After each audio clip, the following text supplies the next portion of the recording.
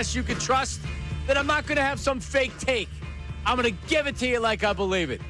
Good morning, everybody. Shout out to everybody watching live on YouTube, all of our chatters. Hello, as we say good morning to Ray Dunn. Good morning, Ray. Good morning, Johnny. How are you? In the number 2 chair today, the one, the only, the beautiful, the talented, the intelligent. Look at this. Amy Fadul. Hello, Amy. I got to come more often here. That's amazing. Well, what an intro. I'm either looking at you or Harry or Mertitas. Oh, it's a low bar. Right. Actually, take it. Sean's pretty handsome, so I'd say the same thing about Sean Brace. Perfect. He comes in. He is Man, handsome. 25 seconds into the show, Harry Mays and Jason Martinez eviscerated. Right. Took some serious hits And I have Ray, whose nose is bleeding. He's a hairy furball in there, so it's like, he's handsome, but he's hairy. You can't see anything below the face. The face is honestly the perfect angle to have me at. The video of you doing the Harlem Shake, though. Yes, Horrifying. I've just seen it. Did you see it? I did just see it. I had to. Thumbs up? Thumbs up. Way up. 2 thumbs up. He's a good dancer. It's a little seizure-like, but I'm here for it. I'm kind of here for it. It's a different vibe. Yeah, listen, if you did that out there, I think there could be someone that would be interested in that. What I said was that some woman is going to watch it and be like, Yes. he's got some rhythm to him. He fits my vibe. One critique of it, though, Ray, you seem to like it a little bit too much. Right? It's the Harlem Shake, man. No, I know, this is but my childhood. You were very happy doing it. Yes, you're right. Well, because all I could think about was the 1,000 videos we made when we were younger of the Harlem Shake. You go over to someone's house. We did one at work. Yeah, we all did one because you had to put it on social media. You had to do it. Anyway. I hadn't heard the Harlem Shake in 12 years. So listen, it's been 90 seconds and we haven't talked about Jalen Hurts. What? Damn it, Amy. Well, that's it. What are we Show's doing? over. All right, Jeremy Fowler was on with the guys this morning. His report at some point yesterday, I guess I saw it last night. The Eagles will do to Jalen Hurts what they did to Carson Wentz, is what one league executive or somebody in the league told Jeremy Fowler. So long story short, Jeremy Fowler's asking around the league about Jalen Hurts and the Eagles and what do you think they're going to do? And people around the league, and because they probably will do it, the Eagles are going to maybe draft a quarterback relatively high because, they should draft a quarterback relatively high. You look at, let's go across the state and see what's happening with their quarterback situation over the last 4 years, right? They had been Roethlisberger, a franchise quarterback, won them a Super Bowl, and they had no plan B. They never drafted a quarterback until they drafted Kenny Pickett a couple of years ago. And that was their future. But at that point, they were scrambling, and now they've had to scramble between Pickett, Russell Wilson, Aaron Rodgers, and it's been just a disaster. So I understand that it looks bad optically because it's like, oh, Jalen struggled, so you're thinking about drafting a quarterback. You should always think about drafting a quarterback. You don't want to be the Giants where you're sitting there with no quarterback. You don't want to be what the Steelers are dealing with. When you don't have a quarterback, you don't have a franchise. It is that simple. Yep. When you have 2 quarterbacks, you have none, as Correct. Bill Parcells once said. It is, when you look at the history of the Eagles and the success that they've had, and recently in the last 10 years with the Super Bowls, but before that, you had Donovan. He was getting injured.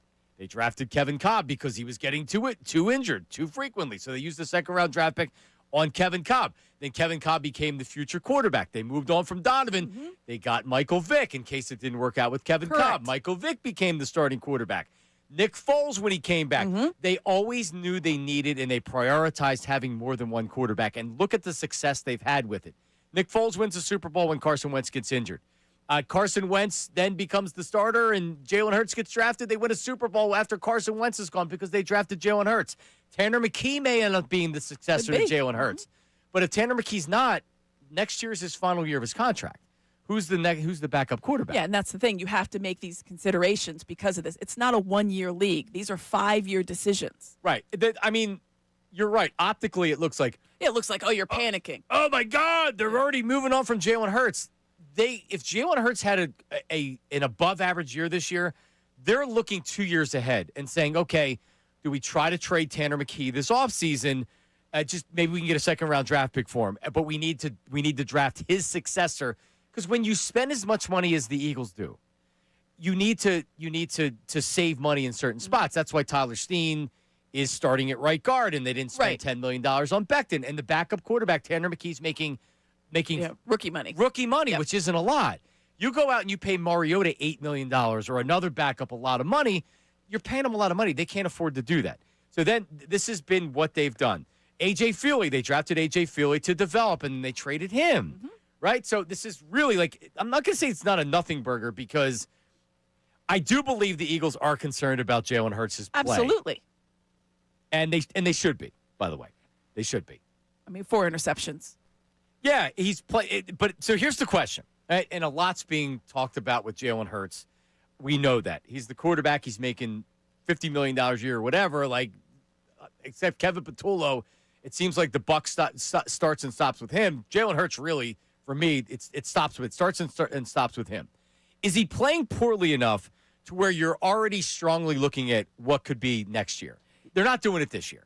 Yeah. But this season, are we overreacting to his play? Is he playing poorly enough, Amy? And I mean, there's enough games left to where this can change or it could be even bigger. But as of right now, do you think he's playing poorly enough to where you're investigating, hey, what about next year? I am. And I think that when I read Fowler's article, which was great, and it had a lot of different sources, and I think there is that sentiment out there. The argument opposite that is, well, Josh Allen, they didn't draft someone for Josh Allen. They didn't draft Patrick Mahomes' future. Those are 2 different franchises that have set up a different way with 2 different quarterbacks. So I hear when people say that, well, they don't have the man waiting in the wings for Josh Allen, because Josh Allen is playing at a high level still and has not shown any kind of tendency to, I don't know, turn the ball over at an incredible clip, make ill-timed passes, make no passes at times. The decision-making for me with Jalen Hurts has been problematic, even when he was sporting a better quarterback rating because of the lack of risk averseness. I think the play this year, you have to. It would be malpractice, in my opinion, to not at least entertain the idea. If you look out there on the quarterback market that's coming out and thought, hey, maybe we can get a guy that could help us in year 2 or 3 down the road, and you get him in the 3rd or 4th round. I mean, isn't that what draft picks are for? Yes. Isn't that what they're designed to do? Isn't that why you covet those draft picks? And really, they only lost a couple. They lost one, with Jair Alexander. They lost one, and did they lose another one? Who else did they trade for? Jalen Phillips. The 3rd round draft pick they traded. But they always have these extra exactly, picks. and they also gain more. To me, that's why you covet those picks. You try to look in the future, and the Eagles have done such a good job with that. Howie Roseman has been praised the last couple of years, not only for his drafting ability, getting ahead of the game with the contracts, as you mentioned, trying to pay the players that are most important to them, but also having backups ready. Cam Jurgens ready to roll. I think it's ridiculous. But I do think, to answer your initial question, I do think when you look at the totality of Jalen Hurts' season, I think you have to think, I don't know, if we go through another year like this, what are we doing? Right. Yeah, if he's playing like this next year, then you're talking about he could be possibly benched. Right. Not this year. And then you would have no court. Not this year. Absolutely not. But if you're looking at this is a year from now, so we're entering, week 14, 15 at this time next year, and he still has had this up and down, very, very problematic turnover at times, ill decision-making type of season, and then you don't have somebody waiting in the wings, now you've done your entire franchise a disservice. Yep, agreed. So we'll play you what Fowler said coming up in a little bit on This Morning with the Guys. But here's what he wrote on ESPN.com. He said, some people around the league were starting to think the Eagles might draft a quarterback high in 2026, even before Jalen Hurts' 4-interception performance Monday. The prediction from those folks, GM Howie Roseman snags a passer on day 2, allowing Hurts to serve as the starter in 2026 while having a future starter to develop. Quote, the Eagles will do to Jalen what they did to Carson Wentz, end quote, one industry source predicted. Yeah. They're never going to get caught with their pants down and not have somewhere to pivot. They make that sound like it's a bad thing. It's okay, they're going to do what the Packers did with Aaron Rodgers and Brett Favre. They're going to do what the Patriots did with Drew Bledsoe and Tom Brady. Yes, you are always going to have a guy waiting in the wings. Otherwise, you're going to be stuck and you're looking at the Giants. Why did they draft Jalen Hurts? And I hated it when they did it. Hated it. I remember that draft. It was bizarre. We were like, wait, what are you doing? And it was smart. They drafted Jalen Hurts because they knew internally Carson wasn't necessarily the easiest guy to get along with. A. Right. And B, he had an injury history. Injury history, locker room wasn't great as far as all the reports that would come out. Like, not a great team guy. Play had slipped since the 2017 season. And then, of course, that was a really good year. But you saw the injury, and these were like bad injuries. It wasn't just like a nick of a shoulder here and there. These were things that could really hamper his style of play, which we saw that it did in a big way, just the way that he was able to operate. But yeah, to me, like that, saying like they're going to do it, I would hope you do that. Every single franchise out there does it. I hope at some point they do it with every other great quarterback that's out there. He goes on. Jeremy Fowler goes on. The Eagles know that their passing game struggles largely because Hurts has limitations. The reality is 2024 season was an aberration because Saquon Barkley and a dominant O-line were breaking off big gains weekly, opening up play action and downfield shots for the passing game. This isn't the same offensive line, which means the Barkley gains aren't as frequent. That places the spotlight on Hurts for better or for worse. We saw the good in glimpses against the Chargers. An 11-play drive late in the first half was run-heavy and set up a pair of 11-yard completions for Hurts. But the game featured Hurts in straight drop-back situations often, and that can lead to problems. So, I mean, it's kind of what everybody's here been saying. Yeah. I don't know that he's got the limitations to that degree where it's just like he's inept, because that kind of makes it seem like, well, if they don't have a run game, he can't do anything. In the Super Bowl, they didn't have a run game. He looked pretty good in that. Oh, great. And then even if you go back to the NFC Championship game, they were still able to move the ball quite a bit. But that's what's so maddening about the whole thing is we've seen him do it, but then we see large stretches of regular season. It was like this last year during the season, too. 610-632-0975. We'll take your phone calls. We'll take your text messages. What should the future plan at quarterback be? Jeremy Fowler talked to the morning show about how the Eagles could do to Hurts what they did to Wentz. We'll play that for you coming up next. Middays with Marks, 97.5 The Fanatic.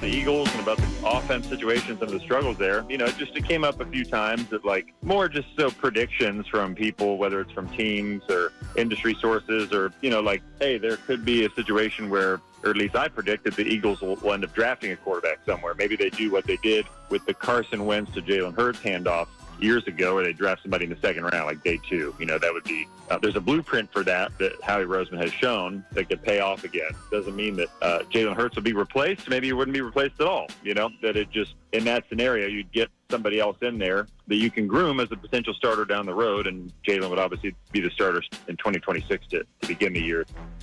Jeremy Fowler on with Kincade and Salciunas. We're back. Middays with Marks. I'm Midday Marks, Midday Fadul, Midday Ray. Yeah, they should draft a quarterback in the first couple rounds next year for various reasons. We discussed it in the open, some of which is Jalen Hurts' erratic play in the passing game. Now, are we making too much of it? I mean, I guess that's the overarching question of everything. Is his play, is his poor play, or is it being exaggerated, Amy? Yeah, I mean, I don't think it is. I think we're looking at it through the lens of the last game, so it makes it a little bit more glaring. But I think Jeremy mentions it in the article. These conversations have been ongoing. It wasn't just a couple of weeks ago, right, where you heard in the locker room that there have been some chatter about Jalen Hurts. Can he be the guy again? Can he return to what they saw at times last season? Certainly in the postseason. I do think that Jalen Hurts does have that in him still. I'm not of one saying like, oh yeah, well, that was it. We're talking about 6 months ago, the man won it all. I mean, this wasn't like 6 years ago. This was in the past calendar year. Yep. So I think that's where we're all just kind of missing a little bit. But to say that it's not a valid argument to have a quarterback conversation, not a controversy, a conversation, I think is completely short-sighted, regardless of play. If he was playing like Matt Stafford right now, or Josh Allen, or even Jared Goff, I think we'd be like, all right. We're not having the conversation, but they're having conversations. They're always having conversations. If you think that the Bills aren't having a conversation about what to do when Josh Allen starts to lose his fastball, then that would be ridiculous for that franchise. Right. So Josh Allen, he doesn't get injured somehow with all the contact Which is crazy, he takes on. yes. So them using significant resources on a quarterback, I guess, in their mind, isn't as necessary. With the way Jalen Hurts plays, and he's actually, the style of play has changed a little bit, I believe, because of the injury stuff. But his style of play, you absolutely positively, we've seen him miss time pretty much every year. This year, he's actually stayed healthy, but pretty much every year, we've seen him miss time. So if Tanner McKee is going to be a free agent after next season, yeah, you need to make sure you have a capable backup. But it's much more than that right now. The Eagles should be kind of scratching their head and saying, all right, does this get worse last year? Right. I mean, Jalen Hurts is not playing well this year as a passing quarterback. No. And the offensive coordinator isn't helping in that. Nick Sirianni's not helping in that. But I think you're in denial if you don't see that Jalen Hurts is struggling. The league adjusts to everything that you do great. It happens every year. Jane Daniels wasn't the same player this year. It happens. Drake May not be the same player next year. J.J. McCarthy. Everybody was like, this guy is the next big thing. Have you seen the Vikings lately? Oh my! Well, last week they looked good, but I mean that's the thing. You give and you take, and I think you put that with a young quarterback. But I think when you look at the overall season that Jalen Hurts has produced, and you look at some of the throws and the timing miscues, that's where this kind of puzzling comes in. Of okay, well, if this is indeed something we're going to be looking at and addressing again next year or the year beyond, where are we at with our quarterback situation in 2027? And you had mentioned it earlier. There was the stuff that was coming out internally, and it's just not the coaching staff in the organization, although I think that maybe they were flapping their lips to some reporters as well. But, I think it's fair to say that Devontae, based on some of the things that we saw on video, AJ, the things that he's been saying. Right. There's more than this just being a media creation and Howie trying to save his butt because Jalen's not playing well. Yeah, this is problematic. And last year, and we've all watched some of the clips from Hard Knocks and the smiles and the joys. Winning cures a lot of ills. And so there was clearly some of the cracks last year between the quarterback and the wide receiver. That was well documented. It was actually known because Brandon Graham told everybody about it. It was known. It wasn't like something that the media made up or was a source. The source was a player inside the locker room, and he said it. And obviously he had to apologize for that and whatever. Cat was out of the bag. So that you can't put the cat back in. We all know that happened.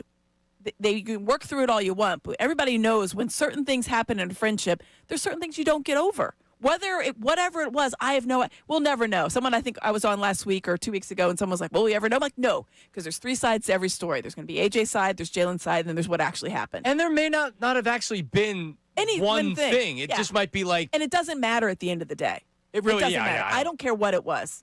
I think Ray would like a salacious, juicy story. Yeah, you want something like I need to know what happened between the two of you. I'm telling you, it's the long-distance relationship. I've been in long-distance relationships, and then they moved to your town, and now you see them every day, and you're like, hang on a second. That's a great analogy. It is. I'm telling you, like they were best friends until they saw each other every day.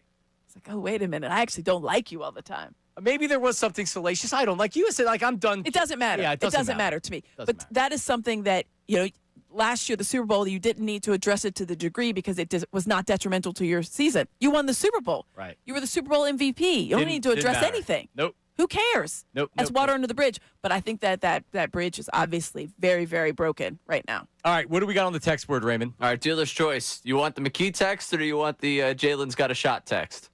McKee text. All right, yeah, Marshall from Florida. Jalen is playing like a shell of himself from last year. If we lose to Las Vegas, you have no choice but to try out Tanner McKee. Marshall from Florida.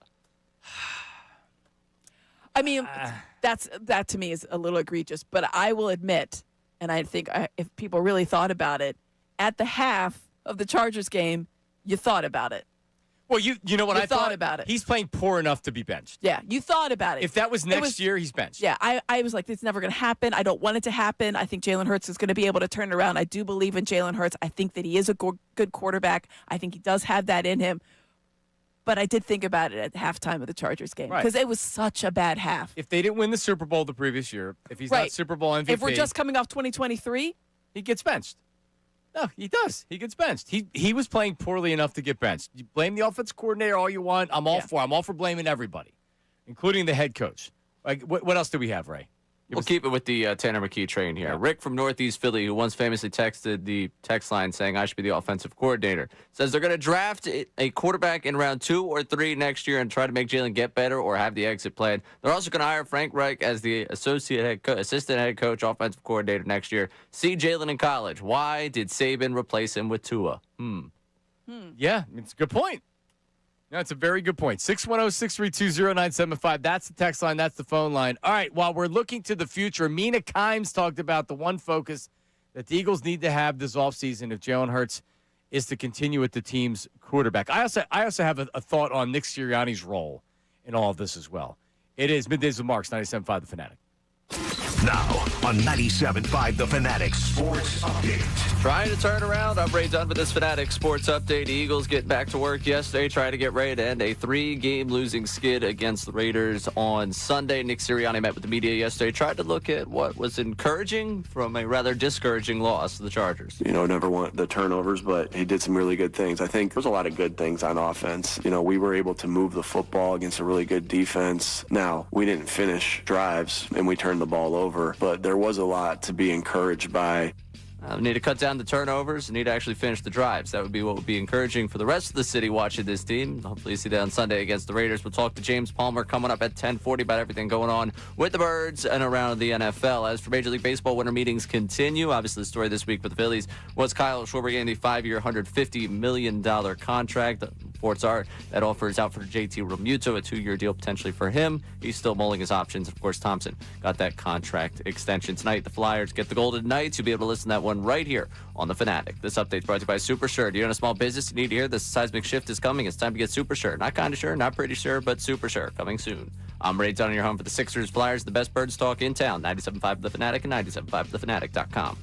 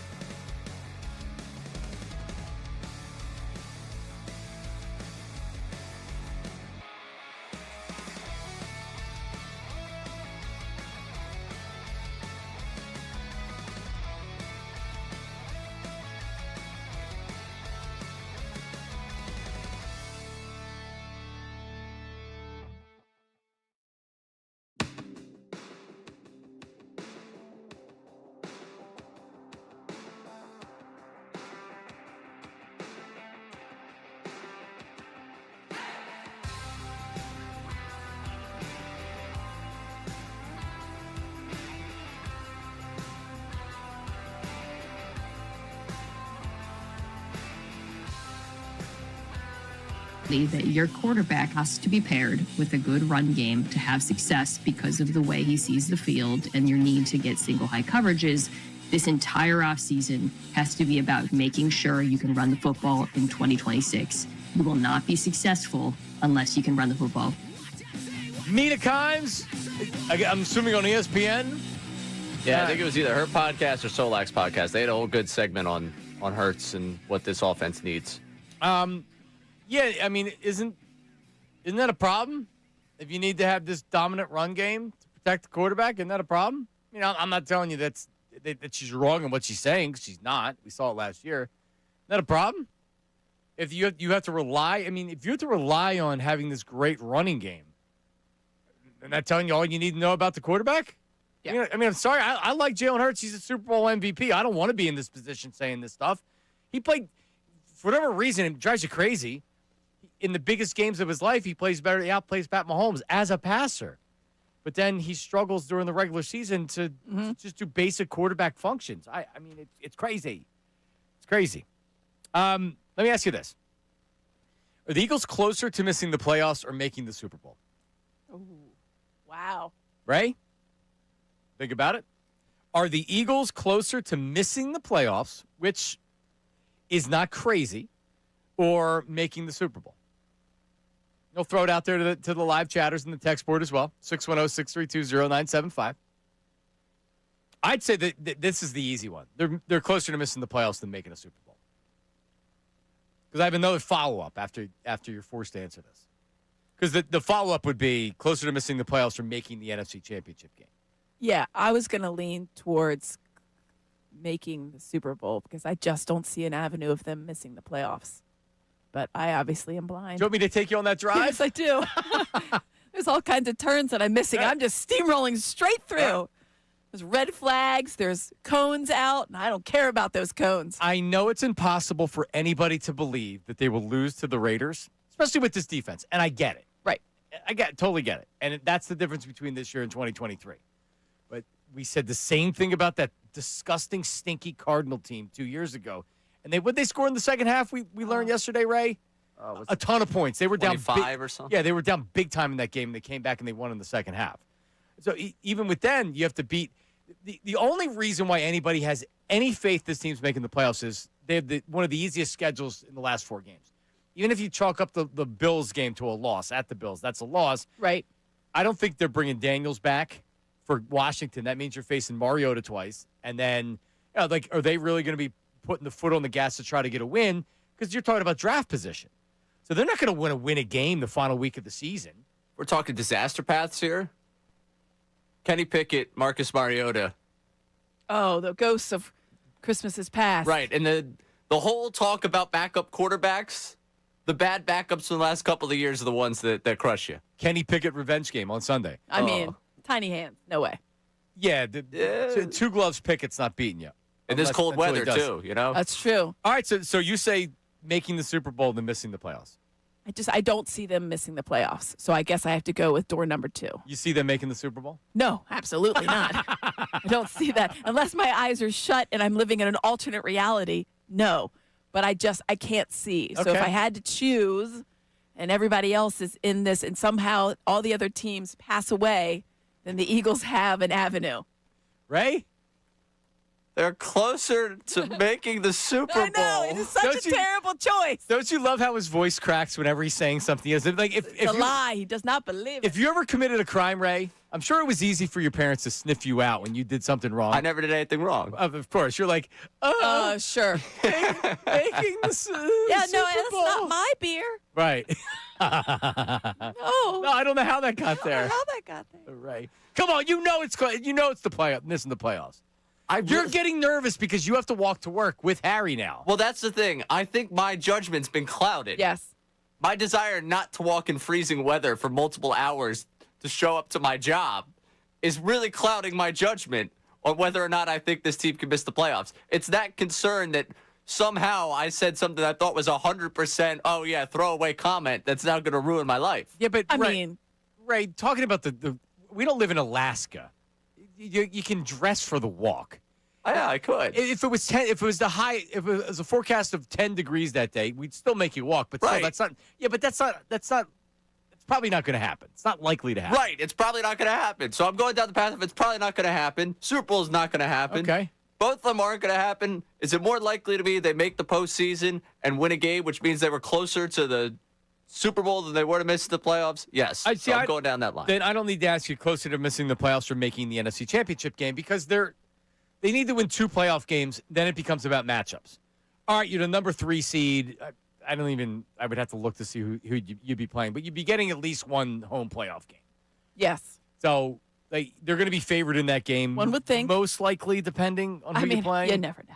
I guess you never know. So if you get that 3 seed, yeah, you're probably going to be favored in that game. But it also depends on how you look coming into the playoffs. If you limp in because you beat Mariota by 3 points and they're trying like to lose the game. 2023. Yeah. Well, this is Well, that was a road game, but still.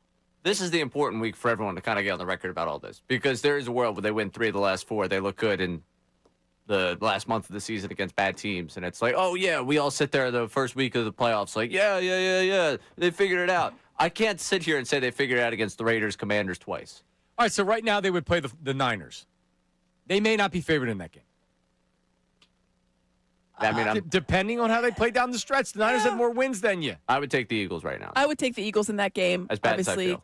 they're a very run-based offense. I don't have a lot of faith in Brock Purdy. Also, the Niners do not enjoy trips here. The Eagles' defense is the Eagles' defense is legit. It's legit. It's legit. They could drag And the you to entire that offense, win. basically, for the Niners is CMC. Yep. So, Yep. And and he's they're dynamic. Don't get me wrong. They're He's short great. on wide receivers. They've been Yeah. plagued by injuries. And Purdy's Purdy's- been out most of the year. So then you would play that second game. It depends if it goes chalk or whatever. But yeah, like making the case to go to the NFC Championship game, I believe is very unlikely. But I guess going to the playoffs not missing the playoffs right now is unlikely. right. Oh, it's the way you feel, though. Like, I don't blame you. I don't blame anyone. Like, I was talking to someone last night that was like, yeah, not even worth it. It's like, all right, well, I can't go all the way down that path of not being worth it, but I understand the way you feel. What am I going to tell you? Not to feel the way you feel about this team right now? I've watched it. I'm just as miserable as the next person. All right, coming up, James Palmer, our NFL insider, joins us. What's everybody saying around the league after the Eagles showing on Monday Night Football? And what's he hearing about Jalen Hurts and other things that we're talking about? That's all coming up next. Middays with Marks, 97.5 The Fanatic. Philadelphia is a sports city full of passionate and knowledgeable fans. Your intelligence shouldn't be insulted with.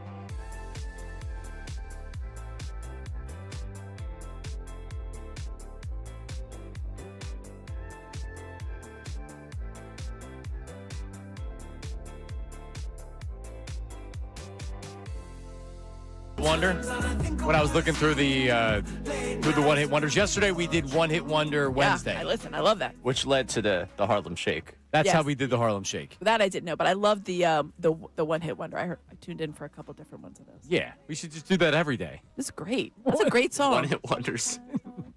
Joining us right now, James Palmer is not a one-hit wonder. He's an NFL insider for Bleacher Report on many, many podcasts. Very important reporter when it comes to NFL. What's up? How are you? James, you there? Yep, got you, brother. Hi, James. How you doing? Hello, Amy. How you doing? Good, bud. How surprised were you at what happened Monday night? I was pretty surprised, but at the same time, not shocked. I would say that. There's a reason. I would say this just from the Chargers standpoint first, that and we've talked about head coaching, hiring cycle on here. I think last week we did it. And Jesse Minter is definitely a name that is coming up. I wouldn't be surprised if Michigan's actually poking around at him now. Yep. But he's brilliant at one aspect that is also Jalen Hurts' probably biggest weakness. So when you go back in retrospect and look at it going, okay, this maybe wasn't a great matchup. Like he is so good at making things look like one thing, the ball is snapped, and it looks like something completely different after the ball is snapped. And the way that he disguises and moves things and changes the picture on the quarterback, that's what he's best at. And it's funny, I just thought of this now. Like there's a lot of, you talk to defensive coordinators around the league, a lot of them really try to make that movement from making it look like one thing to something else, specifically when the ball's in the air when the quarterback's in the shotgun. Because where does the quarterback eyes have to go when they're in the shotgun? They have to go on the football. And Right. so when they look down at the ball is usually when these defenses that are really, really good at this, and this is what the Chargers are best at, the quarterback drops his eyes in the gun to look at the ball, and that's when they change what they do. And that's what the Chargers are best at. And at the same time, Jalen's biggest strength we know is when he sees the defense, he knows where he wants to go with the football. He goes back, just makes a quick decision and rips it, and he's outstanding. And that's when he's at his best. But if he looks and the first thing is taken away, going, I didn't know that was going to be taken away, and now I have to go through progressions 2, 3, 4, that's not his biggest strength as a quarterback. It's really not. And that's what the Chargers force you to do. And so I now look at it and go, like, I could see that the matchup wasn't great in that sense, but there's a lot of other reasons why this offense is not working, and we get into it. But that part of Jalen's game, I was having this conversation with Kurt Warner yesterday about Jalen, and he was just kind of saying that exact thing where there's things about his game. He's outstanding. He made throws in this game that could have won the game down the field, and he made the throw. And he made some really good throws in Kurt's mind. But when it comes to what I describe with what Jesse's good at, he's like, that's just not Jalen's strength. It's not. He's very good at some other things. That's something he needs to work at because he doesn't do it as fast as some of these other guys in the league. When you're looking at and you mentioned it, and I think that's really astute when you talk about his forte is not about like going through the methodical, reading each progression here, and here. It's a little bit more, I guess it has to be a little bit more reactionary for him. So my question, James, though, can he turn that back into it? Because we've seen it, right? We've seen the glimpses of what he can do. This is not a guy that's, lost his fastball. It's just seemingly either dormant or it's not being brought out in a way that it's being successful on the field. So is that possible? I mean, what do they need to do in order to get back to the things that will make him successful? Because what we saw the last time out, and honestly the last couple of games, have not been it. Yeah, that's a great question. And I think you can. You certainly can. Why? Because this isn't a brand new offense. Yeah. Like, it's not brand. It's just what they have been running. Now, there's different guys calling it every year for Jalen, which can't be easy.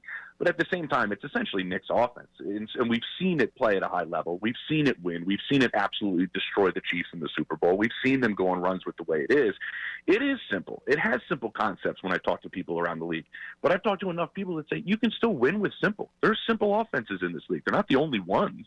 And as long as they're good concepts, which some people still think they are, I would say the knock to it, Amy, honestly, is there's a predictability to it at times. I think that's one of the things that I do hear around the league, that it can be predictable. Now, like the Jackson pick, I think is a big example of that on that route, and that's a really popular route in the NFL. But was there a predictability to it that he jumps the route and gets the interception? I think when you have good concepts but are simple at the same time, details matter even further. And I think that's where maybe this offense maybe would, and I think Nick would maybe admit that, I don't know, that when they're really on it in terms of the details aspect of it, the technique aspect of it, the offensive line's winning early, and the offensive line is winning so Jalen can play the way Jalen plays. I think that's a part of it as well, that they're not allowing him to play in the manner in which he plays because he has to bail early with some pressure.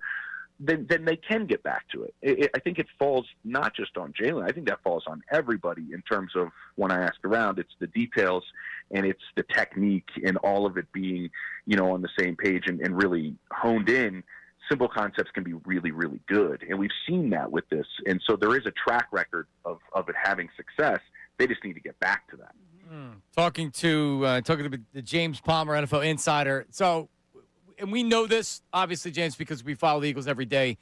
They are not just going to be caught with their pants down. They're always going to have another quarterback that's going to be able to come in the game, whether it's because of injury, whether it's because of ineffectiveness. Jeremy Fowler had written in his notes column yesterday saying that asking around the league that many executives believe the Eagles are going to draft a quarterback relatively high. He used the second day pick on a quarterback. Now, maybe that's just because they want to get Jalen Hurts a backup in case that there's something happens to the injury. I think a big part of this as well is because they're worried about the ineffectiveness. And if he plays like this again next year, do you hear the same things when you ask around as far as what executives are saying about Jalen and the Eagles and going forward into 2026? Yeah, I would say this. First off, day 2 picks, how often do they become your starter? I mean, Jalen's kind of an outlier, honestly. He really is. I mean, most of the quarterbacks, almost the vast majority of them in the NFL are either first-round picks or picked at the bottom of the draft, which is kind of ironic. You're either like Brock Purdy or Tom Brady, or you're picked in the first round. Like the middle rounds where you see I guess Dak was a 4th-round pick, and Jalen as well in the middle round. It's oftentimes doesn't really equate that well to becoming your future starter. I do think Philly and Howie is one of the type of GMs that is always picking positions that matter, and that's the trenches, corner, and some people have the philosophy you pick a quarterback regularly. You have ones that you want to take a look at, and it's no detriment to your starter. It's just making sure you can have your tail covered if things go awry. I don't think Philly is writing off Jalen Hurts. I really don't. I don't think Philly is sitting here going, what if this goes into next year? Do we need to move on from Jalen? I think there's enough winning that has gone on. I think this is an offensive issue, and I mentioned it. Are you playing with a very specific quarterback? Certainly. Can you win with a specific quarterback? You can win a lot of games that way. Honestly, the comp I would make, guys, and then it has fallen off. But you have to remember how good Russell Wilson was for a period of time. And it was a very specific quarterback that played a very specific way. And Pete Carroll did a brilliant job of making sure that the strengths of Russ were accentuated and the things that he was not great at, they made sure they hid those and took care of them. I think Jalen's very much that way. I just think, grass is greener on the other side. I don't know how this quarterback class has anybody better than Jalen Hurts. Yeah. I don't. Yeah, I really don't. How's Tanner McKee viewed around the league, James? Oh, he's viewed as a good player. There are people that are very curious about Tanner McKee. I would say this. He is a guy that people are like, I make a lot of calls during preseason games because that's when you see a lot more quarterbacks play. Now, I know the defenses are very vanilla and not a lot's thrown at these quarterbacks during that time period. But it's funny, Jarrett Stidham was on a lot of people's radar of how well he played when Bo Nix wasn't playing in Denver. Teams are like, man, I'd love to have Jarrett Stidham as my backup. He's a 34th best quarterback in the league, borderline starter. You get to see these guys play. I think Tanner's in that same vein of man, I'd like to have this guy in my building for sure. I don't know if he's a starter, but I really want to see him. I think that's kind of the opinion of Tanner right now. All right, so we were asking this question, and John put us on the spot. So I'm going to ask it to you because it's an impossible question. Are the Eagles... Oh, great. Exactly. Sorry, James. Are the Eagles closer to missing the playoffs or making the Super Bowl? And you can eject yourself from your house at this point. Wow. I know, right? It's just impossible. It is impossible. I mean, I would say... they still have a 92% chance of winning the division. See? Right, there you go. See, I think James and I are on the same page. That's where it's at. And when you get in, that's where I would have it. It's still a 92% chance of winning the division. If you get in, anything's possible. Right. I think the Rams are the best team in football, but I think once you get in, anything is possible for a stretch of games. Agreed. See? There you go. Yeah, that wasn't a very confident they're going to the Super Bowl. I mean, listen, no one answer, likes though. the answer. We have to say it because you made us choose. Greater, yeah, than missing the postseason, certainly. I just think, also with Lane Johnson being out has shown us a tremendous deficit of what the way this offense operates. Totally. And when I had that conversation with Kurt yesterday, a lot of that was Jalen can't play the way that he plays if he's not protected. And that's no knock. I mean, every quarterback has certain things that make it better, and I think not being under pressure is definitely one of them.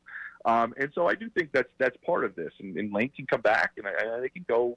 There's a chance they can go on a run. I just think our thinking of that is dwindling a little bit, the same way it has been over the last several weeks with the Chiefs. Great stuff. Appreciate it, James. No concern about a loss on Sunday. This is a lock it up, winning this game. I don't even have to watch. You better lock this up. This is a team what that are we is doing? In a downward spiral. There are going to be a lot of questions in Vegas, to my understanding, after this season, from everything top down. And so, you have to worry about probably one player, and that's Max Crosby, and who's one of the best in football. And outside of that, take care of him, and you should be fine. Thanks, James. Talk to you next week. James. Yep. Guys, take it easy. All right, there he is. James Palmer, noted NFL insider. Yep.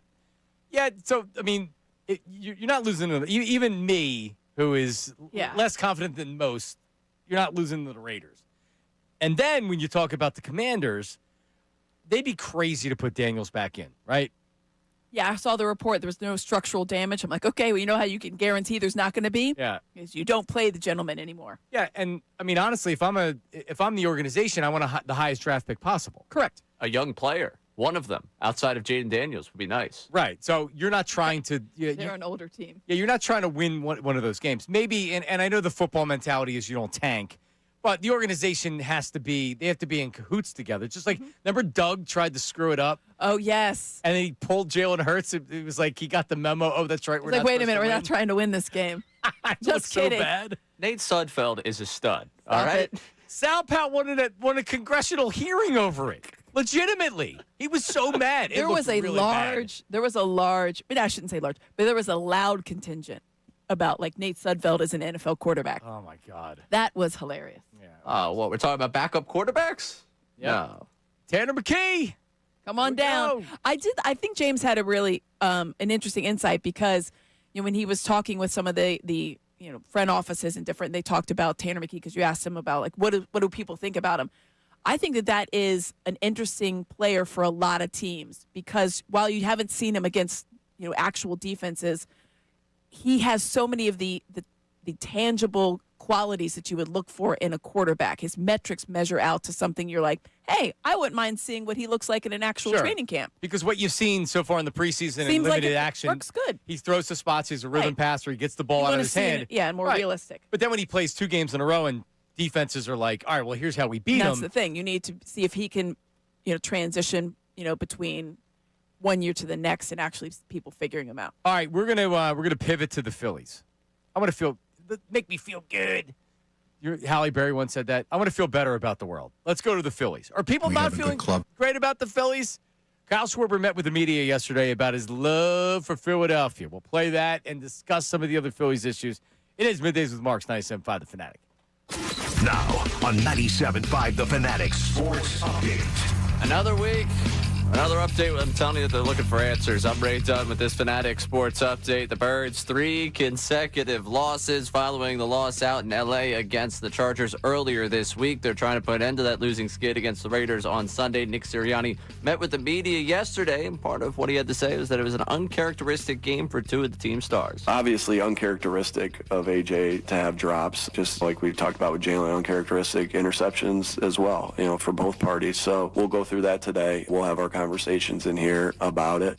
What's been characteristic for the team? A struggling offense that they'll continue to try and find answers for this week. You just heard us talk with James Palmer, NFL insider. You catch that conversation one more time on our website or the Fanatic app. Winter meetings continue in Major League Baseball. The news this week for the Phillies, of course, the Kyle Schwarber signing 5 years, $150 million, also tacking a year on to Rob Thompson's contract. Tonight, the Flyers host the Golden Knights at 7 o'clock down at Xfinity Mobile Arena. You can hear that game right here on 97.5 The Fanatic. This update's brought to you by True Fan Tailgate. Andrew Salciunas is host the True Fan Tailgate for the Eagles-Raiders game this Sunday, December 14th. Brought to you by True Fan Travel at 97.5 The Fanatic. All-inclusive food, drinks, live entertainment, and a short walk to the stadium. Reserve your spot now at PhillySportsTrips.com. I'm Ray Down, your home for the Sixers, Flyers, and the best Birds talk in Philadelphia. 97.5 The Fanatic and 97.5TheFanatic.com.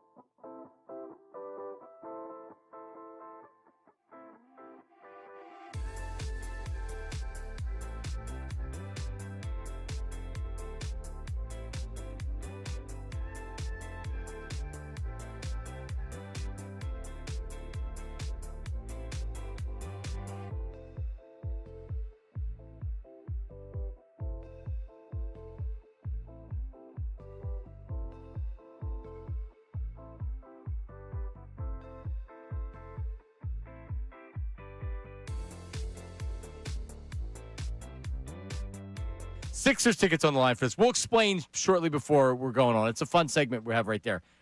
News at noon, and then Herb is coming into the studio around 1 o'clock. When I say around 1 o'clock, I think Herb's early for things. He's probably going to be early. So I think he's here before 12:30. Sounds about right. He's got like Bill timing. He could go plan on Filtered with Bill while he waits. Yes, because I believe Ricky is off today. Yeah. So because Herb wanted to come in to see Ricky, and he's going to be very disappointed that Ricky is not in today. That's going to be a bummer. Yeah. Well, if the Herb goes well, Bill needs a co-host for today. Oh. You know what? So Herb is also he's getting his shot because Herb was telling me that other stations are interested in bringing him in and paying him. So I said to Herb, listen, we'll give you a shot. We'll get you back in 4Q in the back studio. You and our associate producer, Nate Tennyson, you guys can do a podcast, a 5-minute podcast called The Herb. Because you have The Herd with Colin Cowherd. Yeah. You have the Herb with Nate and Herb. There you go. Where Herb was right. All right. So we won't make the whole thing about Herb, but we're gonna do the podcast with A Herb. little bit. And he's Little the bit of star. He is the star, but It's I the also Herb, though. Yeah. It's Nate the Herb. after. That's going to be all about Herb. I'm saying for the actual when he's actually on. the actual show, we'll say hi to him and stuff, but he's not going to be in for the hour. I guess is what I'm saying. We Yeah. sure? I mean, He could be in with you for an hour. no, Yeah, no. he's here for just a segment. I'm saying just he a should segment. do 4 hours with Bill. No, I agree with you. Yeah. Let's give him his shot, and then if he's good, he can do that. All right? Sound good? Kabish? Works for me. All right. Kyle Schwarber did a pretty quick Zoom, right? It's announced that he signed. He had to get back. Yeah. I was expecting. Right. So he's like, I got to He's get like, I got to get in and get my stuff ready. Did you notice in the back of his Zoom the Schwarber's Tavern? I did. That was pretty amazing. Yeah, it was about what I expected from a Zoom from Kyle Schwarber. What I didn't know that his wife was expecting, which now makes sense that he wanted to get this. Oh, you didn't know? I'm sorry. Yes. No, I did. Oh, I yes. did afterwards, but I didn't know when they said he's going to make the decision during the winter meetings. Now I see why it was pretty clear he was going to make the decision. Wanted to go ahead and have that all squared away as they Yep. prepare for their baby girl. Here is Kyle Schwarber talking about wanting to win a championship in Philadelphia. Listen. Yeah, I think that's something that you can't take for granted. You know, having a Wednesday getaway day that you could have 35, 40,000 sold out house, whatever it is. When you're in the postseason and you see the towels waving, you see the emotion, you see the excitement, you see the will, right? Like that's what you can only dream for as a player. And you have a fan base that emotionally invests as much as they do in you, because we are so emotionally invested in what we do on a day in and day out basis, right? That this is our livelihood. We know our goals. We know what we want to do. And in Philadelphia, we all have our expectations. Our expectations is the win a World Series, right? Like that's how we've operated here these last 4 years since I've been here. There he is. And by the way, you're listening to 97.5 The Fanatic, WPEN, HD1 Burlington, Philadelphia, a Beasley Media Group station broadcasting live from the Comcast Business Studio, powering possibilities. A lot of blah, blah, blah, blah, blah, blah, blah, blah there. But I love Kyle. Happy that he's back. Yep. The Phillies are fortunate that he's back, because when now you get the reporting of how much other teams offered, what other teams were really in, the fact that The Pirates. Yeah, an offer he's going to refuse. Congratulations, Pittsburgh. You made him an offer that you were going to refuse. At least they made him an offer, I guess. Right. The Reds, and this is crazy. The Reds, they really wanted him. The Reds are looking at him and saying, you know what? They started that campaign during the season. During the season. Here's a key to the city. We love you. And then they make him an offer that isn't even in the Phillies' offers. What are you doing? And they know, like they even said, they were willing to offer that kind of money and go above their budget because they were expecting sellouts if you brought Kyle Schwarber in, right? Like, all right, so they'd offer him 7 years instead of 5. You didn't even match the offer. Like, let's go back into the Reds' history. And they actually made a legit offer. They wanted to bring their kid home when Ken Griffey, right? And they had this big splash because they wanted people back in the seats because it has been dead there. That's the same thing. Yep. And you have that's your offer? You thought maybe they thought it's like that, hometown discount. No, this ain't that. No, it's not. You need to come, and you need to come That was correct. wild to me when I saw that. Yeah. I thought it was like a typo. Yeah, I'm sorry, so they offered what? So if you really want the player, I mean, honestly, Amy, and I know like the Pirates, it's like, wow, the Pirates never spend that kind of money. Right. there's Steve Cohen, who's the richest owner in baseball. There's the Dodgers. Those teams are those teams. We know the Pirates aren't those teams. But let's not act like you're dealing with somebody that's that needs to have both parents working because the kids are in school. Like, what are we talking about here? Right. You can't go out and give a 7-year contract to a player. Who cares about those last 2 or 3 years? And at the that impact point, is now. And that's the thing. When you're a team that's those middle teams that are kind of in the Pirates' case, very mightily struggling, but the Reds even too. You're talking about the impact your team can have now, because once you sign a guy like that, guess what? You start winning games, and other people want to come join that guy, and other people want to start playing with your people. It's a trickle-down effect. So when you sign free agents, when the Phillies signed Bryce Harper, it wasn't just about Bryce Harper. Obviously, it was at the time. But it was about getting a higher-level product, getting back to the playoffs, creating a winning team and a winning culture. And if you build it, they will come. And guess what? To me, it's so simple. But then you look at, like, the Pirates, they're going to give Andrew McCutchen another contract, which they love him there. But what's that doing? No, the Reds, they made the playoffs this year. They could have totally changed the vibe. Right. To where it's not like just an actual about contender, not like, hey, we snuck in. Trade deadline, you're making a big trade because you know what? Like, we're close. Yeah, because you Right have there. the pieces. But thank God, Ray. Thank God none of these teams actually wanted him. I know. Would have been tough if I had to keep ripping on Cincinnati for an entire offseason. I'm glad we could put that to bed. Topper, and we looked for the sound, and I looked far too long and couldn't find it. But Topper, after Schwarber signed and Rob Thompson got an extension as well, so he's not a lame duck this year. The theme of what he was saying, more or less, was, I know everybody wants to see us, they don't want to see us run it back. And he pointed out there's going to be changes. No team's the same. But he also said, well, we won 87 games. Then we won 90 games. Then we won 95 games. And then last year we won 96 games. Now, we're not improving in the playoffs, but even me, who was pretty angry after they lost to the Dodgers, the way that Dave Dombrowski talked about the team, but they did win 96 regular season games last year. It's not like this is a team that was their last opportunity. They're going to be out of the playoffs this year. No, this is a good club. This is still a very good team. Even without Zach Wheeler, this is still a very good team. Very good team. I mean, they're a team that is built to win. They're built in a way that should have led to success in the postseason. It didn't result. We all saw the bats went cold again, but they are built a certain way. They certainly have some deficiencies. Pop in the outfield is the glaring one. A little bit more in the infield, I think, especially at the hot corner, I think is something you would really enjoy having. But as a whole, the team is built to be a successful team. All right, running it back, but can they make enough changes to where you're going to change the end outcome we've had the last couple seasons? We'll talk about that coming up next. 610-632-0975. It is Middays with Marks. Today is one of my favorite days because every NFL Thursday is your chance to hit the jackpot on FanDuel in partnership with Valley Forge. Because with FanDuel's Thursday touchdown jackpot, you can win a share of $2 million in bonus bets each week. To get in on this Thursday's action, all you have to do is place an anytime touchdown score or bet before the game kicks off. And if your player scores the first or last touchdown of the game, you'll win your bet plus a share of bonus bets. And not to brag, last week when we put this together, I said, Jahmyr Gibbs, you got to take him. He did score the first touchdown, so you would have been in on that winning your bet plus the share of bonus bets. Tonight, a lot of people are going to tell you, Bijan, go Bijan Robinson. Tyler Allgeier's been the guy that's really been stealing touchdowns at the goal line from him this season. Early on in this game, or maybe even late, he's punching one in,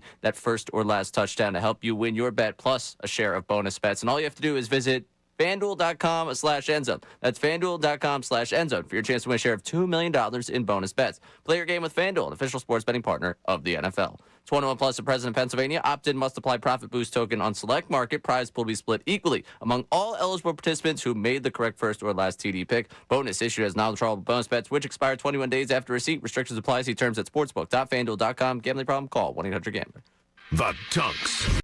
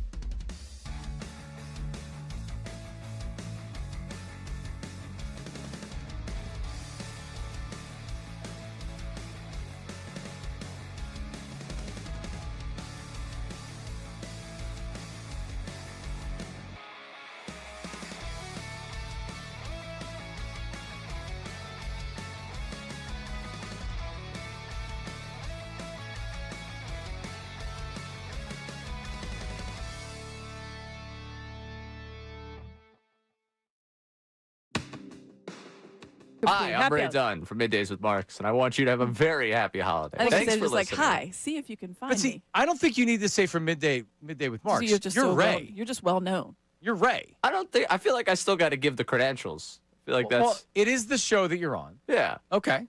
No, but Amy's not going to come on and be like, hey, this is Amy. Well, she is on mornings. And okay. Yeah, Amy doesn't need to give Hey, I credentials. randomly appear throughout the week. But you're the producer of the show, so you're the full-time producer. This is Right. your spot. Okay. Because Harry would just say, I'm Harry Mays. Hey, this is Harry Mays. Yeah. Yeah. Did he record one? No, I think He's last not year I giving us just said- holiday greetings? What? I feel like I need that. Yeah, that's what I'm saying. Yeah, you know what? Herb's coming in. Herb's all right. should do one. Herb's doing one. Put that down. Nate, put that down. We need, hey, this is Herb Even from if Northeast even if Philly. it's just for us. This is Herb from the Herb. From the Herb. We would play it on just the show. You Yeah. wouldn't put it in the actual system.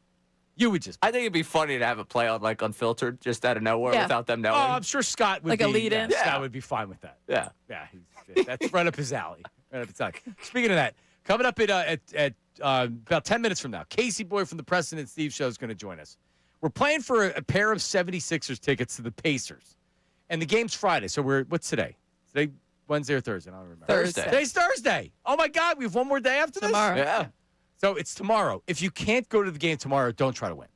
Or if you don't, if you like, you know what I mean? Like, let somebody that can go to the game tomorrow go. Because it sucks when somebody wins a prize and then they don't pick it up or they don't do it. Anyway, we're playing Delco or Del No. This is the second time we're playing it. I have three news stories. There's a little bit of a rub this time. This time, two of the stories happened in Delaware County. You have to select the story that did not happen in Delaware County. That happened in Florida instead. Well, it may have happened in Florida. It may have happened in Alaska. We don't know that. Two of the stories, Delco. One of the story, not Delco. Ray's going to play. Amy's going to play. And Casey Boy, obviously, is going to play. So we'll have the first three callers on our regular phone line, and then they get to decide who they want to align with. And then if someone says Casey Boy wins, you win the tickets. Because Casey Boy's not winning the tickets, and Amy's not winning the tickets. No. That's not how it works. Makes sense, capiche? Right? Makes sense. I also can't win the tickets. You cannot, no. You cannot. But you were doing the play-by-play of the Temple Georgian court the other night. True. I mean, so I was watching a little bit on ESPN Plus. There were tens of people there, Amy. Honestly, and I've seen a game against Georgian Court, so I knew it was a real, but that is not a real team or a school or never a program. heard of them. Exactly. It's made up. It's AI. Dave Fedor was a great guy to talk to. I appreciate that program. Well, the coming most out. important aspect of the broadcast was one human and one human only. That's true. What was the name of the fake high school that had the football program that got Bishop exposed? Sycamore. Yeah, all right. More of a real program, Bishop Sycamore or Georgian Court? I don't know. I never saw the uniforms of Bishop Sycamore. I would but say by a hair it's Georgian Court. It's Georgian Court, but it's only because they had uniforms.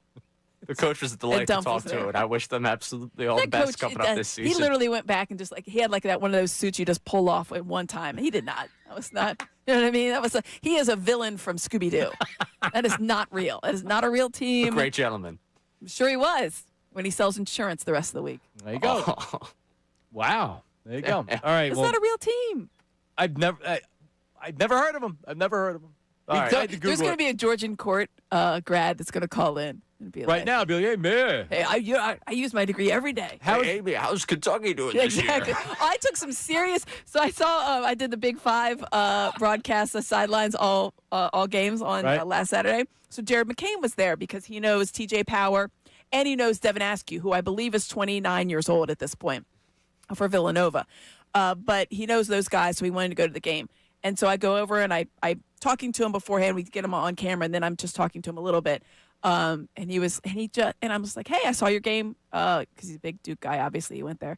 I saw your game, great game against Michigan State. And he's like, yeah, how's your team doing? And I was like, I'm over here. I said something nice about your stupid team, and I'm just catching it's not even a stray. It's point blank aimed at me. Yeah. And he's like, oh, rough season. I was like, okay, well, see you later, Jared. That's someone that when he saw you, he knew exactly where he was going. Excited to see. He was as soon as Yep.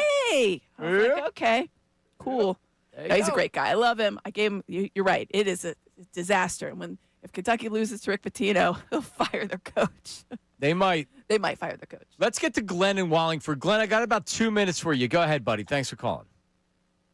Hey, no worries, but a real quick Ray Dunn story, right? So I listen to the station a lot for many years now, and I watch way too much ESPN Plus and see way too much Ray, but being a Temple guy. So this past summer, I'm coming out of the Phillies game, and you know, there's thousands of people just trying to get out of there, and I hear a voice behind me, and I'm like, wait a second, I've heard that voice. I'm like, turn around, that's got to be Ray. And boom, How it's about Ray that? with his dad. Exactly, and I'm like, that's Ray Dunn. That's my guy. So I get way too much Ray Dunn in my life, but it's okay. I love it. Me too. But real quick, yeah, but you get paid to be with them, so I don't. So my wife's got a problem with that.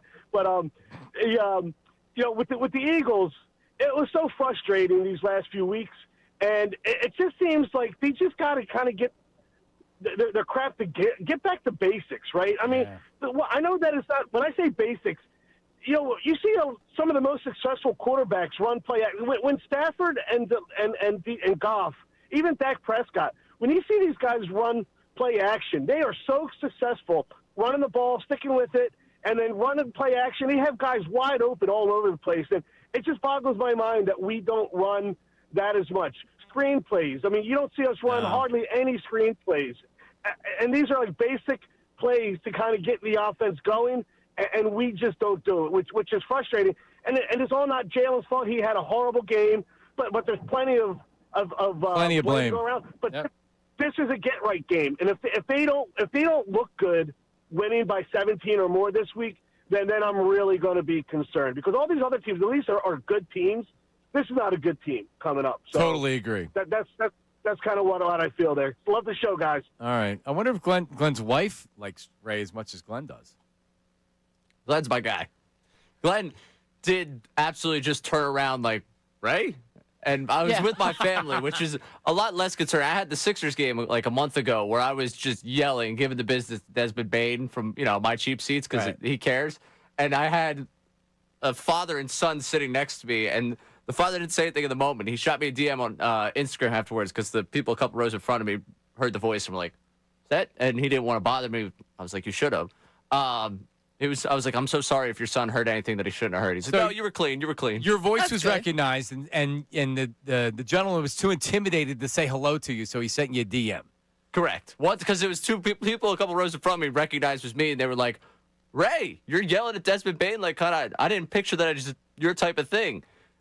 I had a few, and Bain was going after Maxey. I wanted to defend my guy, you know, a fellow 2000s baby. Got to take care of him. Glenn had a great point that I absolutely, it was something they had written down to talk about. But coming up next, your chance to win 76ers tickets. Casey Boy of the Preston and Steve Show joins us for Delco or Del No. That's coming up next. Now on 97.5 The Fanatic Sports Update. Trying to turn things around. I'm Ray Dunn with this Fanatic Sports Update. It's brought to you by the True Fan Tailgate. Andrew Salciunas is host of the True Fan Tailgate before the Eagles-Raiders game this Sunday, December 14th. Brought to you by True Fan Travel. 97.5 The Fanatic. All-inclusive food, drinks, live entertainment, a short walk to the stadium. Reserve your spot now at phillysportstrips.com. The Eagles trying to make sure that you enjoy both the tailgate and actually the game this time around, because Nick Sirianni looking for answers after 3 consecutive losses. He tried to tell you yesterday about the encouraging things he saw from Monday night's loss. You know, never want the turnovers, but he did some really good things. I think there's a lot of good things on offense. You know, we were able to move the football against a really good defense. Now, we didn't finish drives, and we turned the ball over, but there was a lot to be encouraged by. Encouraged by seeing a win. We're trying to talk about that all week long. We spoke to James Palmer about the Eagles finding a win and what's going on with the Birds right now. You can listen to that one more time on our website or the Fanatic app. Winter meetings going on in baseball right now. The big story this week for the Phillies, of course, the Kyle Schwarber 5-year, $150 million contract. Keep you updated from there. Tonight, Gold Knights, Flyers, 7 o'clock. Listen to it right here on the Fanatic. This update's also brought to you by Electrical Workers Local 269 and the Electrical Training Alliance, International Brotherhood of Electrical Workers Local 269. NECA and the Electrical Training Alliance can offer a career with no college debt. To learn more, go to IBEW269.com. I'm Ray Dunn, your home for the Sixers. Flyers, the best Birds talk in town. 97.5, The Fanatic.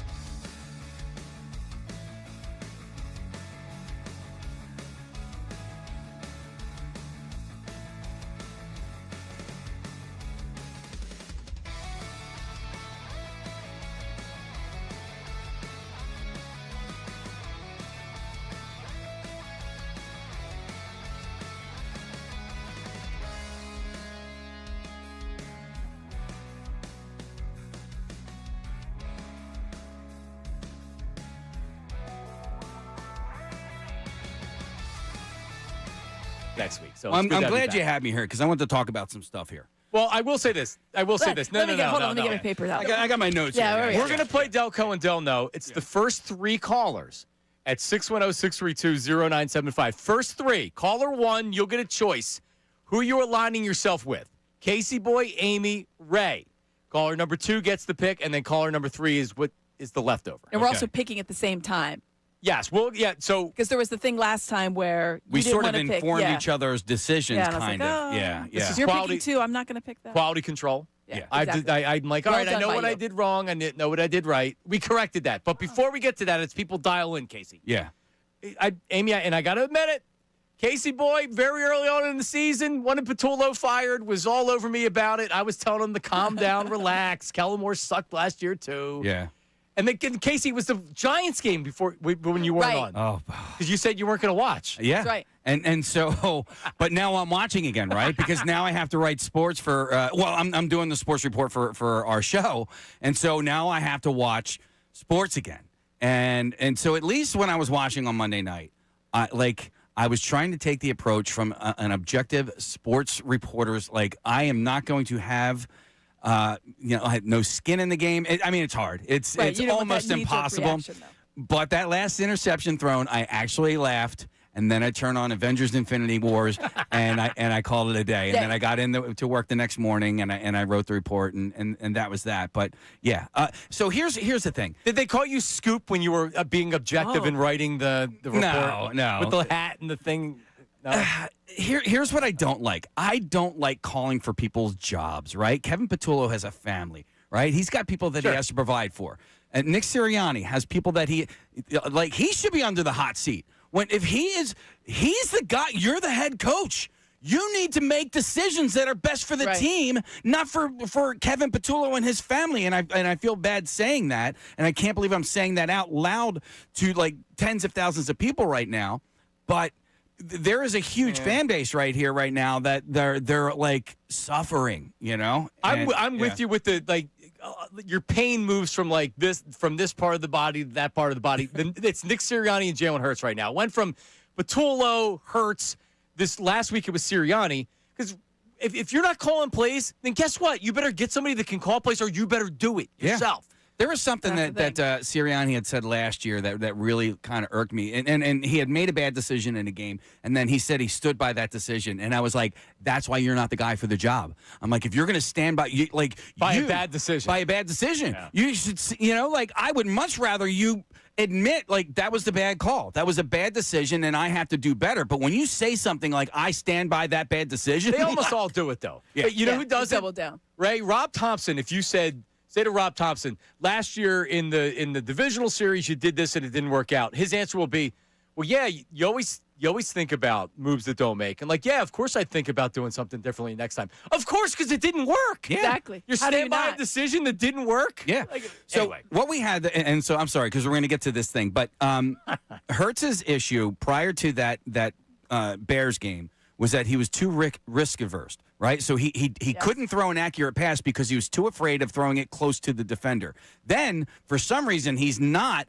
And we're finding out that he can't throw an accurate, you know what I mean? So he's either going to throw interceptions or he's going to just throw tons of incompletions. And awesome. Guess what? He did both on Monday. That sounds like a good quarterback for your team. A guy He did both on one play. Yeah. How do you do that? Yeah, no, it's never happened. It's never happened before. All right, Eagles insider Casey Boy joining us here Yes, for I love it. WMMR and Preston and Steve show. As you can hear, knows this stuff. We're going to play Delco or Del No. At stake Is it today. Delco? Hey, Barry, going to watch the Eagles game. Get a hoagie yet? So I was passed out and I woke up. Don't mind the Notre Dame shirt. Or Del No? Nope. When Casey knows the guy in the intro, The Notre Dame shirt guy. I know him. Delco. All right. Casey Boy, very well known in the Delaware County community. We're playing for a pair of tickets to the Sixers-Pacers tomorrow night. December 12th, Xfinity Mobile Arena. You can get your single game tickets, Sixers.com. All right. So Ray is going to play, Amy is going to play, and of course, Casey Boy is going to play. There are 3 stories I'm going to give. No one, you're not going to say anything. Let me get through the 3 stories. 2 of the stories happened in Delaware County, Pennsylvania. The other one happened elsewhere. So you're going to decide which one happened elsewhere. Now, we're going to do the stories. We'll go over it. They're going to write down either which one is not the Delco story, and then I'll go to you, and you have to show it to us. Okay. Like in the old game shows that they used to do this in. Yes. All right? Because last time what happened was, like, Casey said number 2, and then Amy's like, well, I was going to say number 2, but I'm going to say number 3. Maybe you did that. Yeah. No, well, there was one. I thought there was a plant in there. You I'm like, sniffed it out early. Yeah, I did. I definitely did. You sniffed it out early. All right, so the first caller who is going to pick is Tom in Delco. Tom, how are you today, buddy? Tom, are you there? Hi, Tom. I'm actually in Lansdale, but I'm sorry. Tom in Lansdale. Tom, Delco or Del No, who do you want to align yourself with? Casey Boy, Amy Fadul, or Ray Dunn? I'm going to go with Amy. Amy. All right, Tom. Lansdale, Tom. Let's go to Ish in Levittown. Ish, who are you choosing? Casey Boy. I don't want Wayman as my little guy. Yeah, he doesn't have faith in Ray. Yeah, he was never going to choose. All right, Ish, which means Matt in Allentown. Matt, you get Ray Dunn by default. That's perfect. I was going to pick Ray anyway. There you go. Good. All right. Good. All right, so let's play the game here, folks. Story number 1. All right. A man is facing charges after he allegedly tried to silence his neighbor's barking dogs with poisonous meatballs.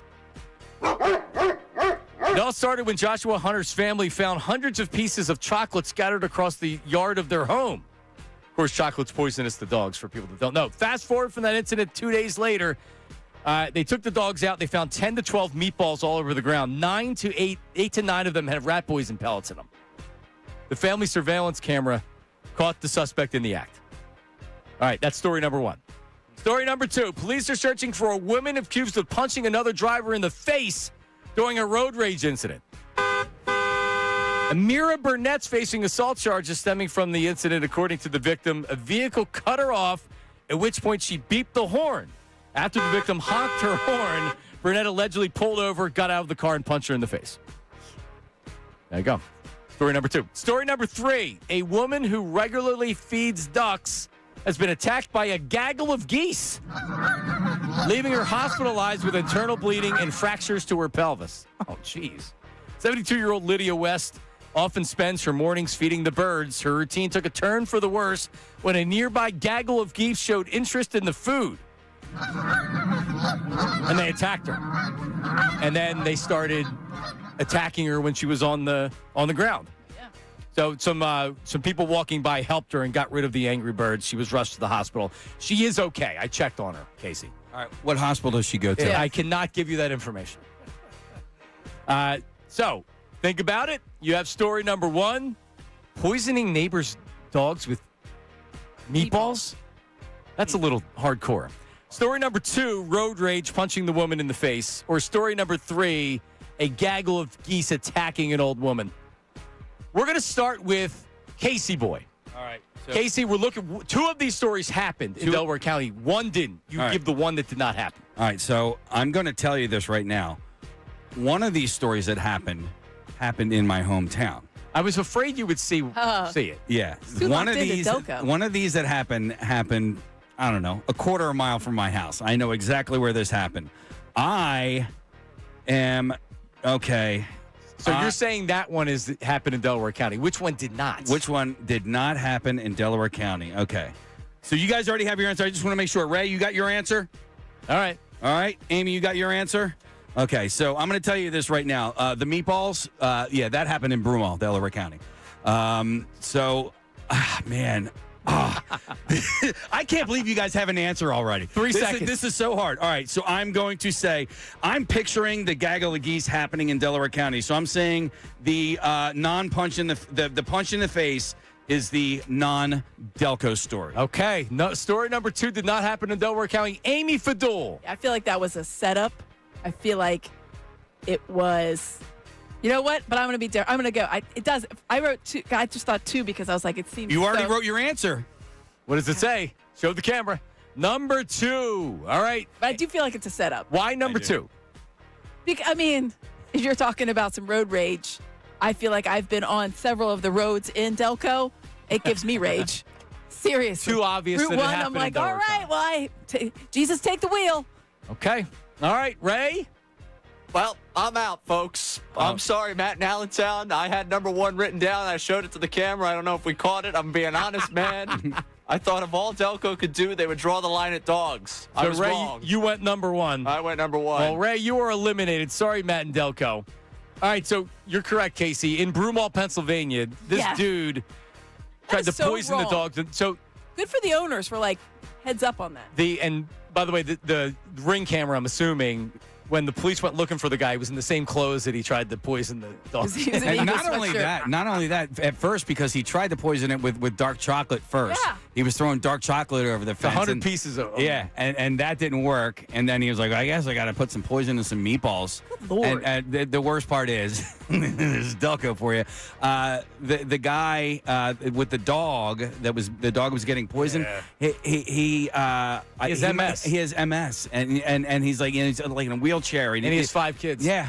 What is wrong with his psycho. neighbor? I think the guy came from Bucks County. I don't think. That doesn't seem like a Delco guy. Yeah. By the way, so the guy, the suspect who got arrested, he's claiming some type of where he's been diagnosed as having some condition because the dogs have made him go crazy. Right. Because they're constantly barking. And they made him go to the Acme to buy meatballs and rat poison. Yeah, I think they call it a-holism. Yeah. Yeah. It's a little bit different. That was not the term I saw, but sadly yes. not treatable. So all right, so the question now is it you 2 or both said 3? number 2, which we would have a tie-breaking question. Oh. Okay. Yeah, because I was like, if you need me to switch. But story number 2 actually happened across from the 69th Street Transit Center in Upper Darby. Story number 3 happened in Dallas, Texas. Everybody loses. Oh man!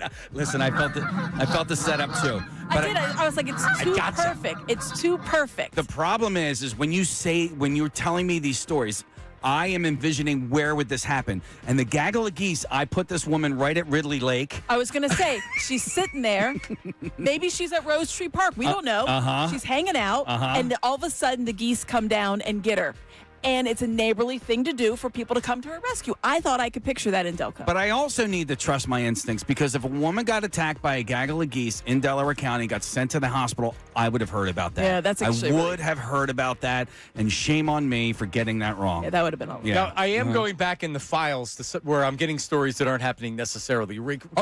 I figured you'd see the meatball story. Yeah, the meatball story was a few months ago. Yeah, it was. All right, so I had a tie-breaking question. Okay. Which means we can use it because all 3 of you got it wrong. So guess what? Everybody, you're still in play. Hey. How about that? Allentown, I'm back. All right. Like I never left. That's excited. So the Delnos were wrong on that one. So I need you to write this down as well. All right. All right. It is whoever comes closest without going over. Okay. The population of Delaware County, Pennsylvania in 2025.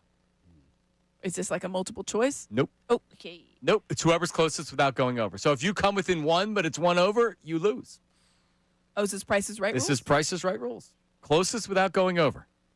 Ray Dunn's thinking about it. I mean, think about how many people live in the metro area of Philadelphia and how many people are in the city. Then how would that relate to? It's just in Delaware County. Delaware County. This is according to the census. Yeah. Okay, this is a great question. I have no idea. I can't even fathom. I couldn't even possibly. I can't even fathom. Part of me wants to just keep 1 on my paper just so both of you go over. Right? I would write you 2. can't put you can't put it's 1. It's just Casey. Yeah. You just want to keep 1. It has to. Yeah. All right. Come on, do the spirit of it, Ray. Try to guess it. This is the spirit of it, Bryce. All right, Ray. I'm gonna start with you this time. All right. The population of Delaware County, according to this isn't my census. This is the census. Ray, 35,000.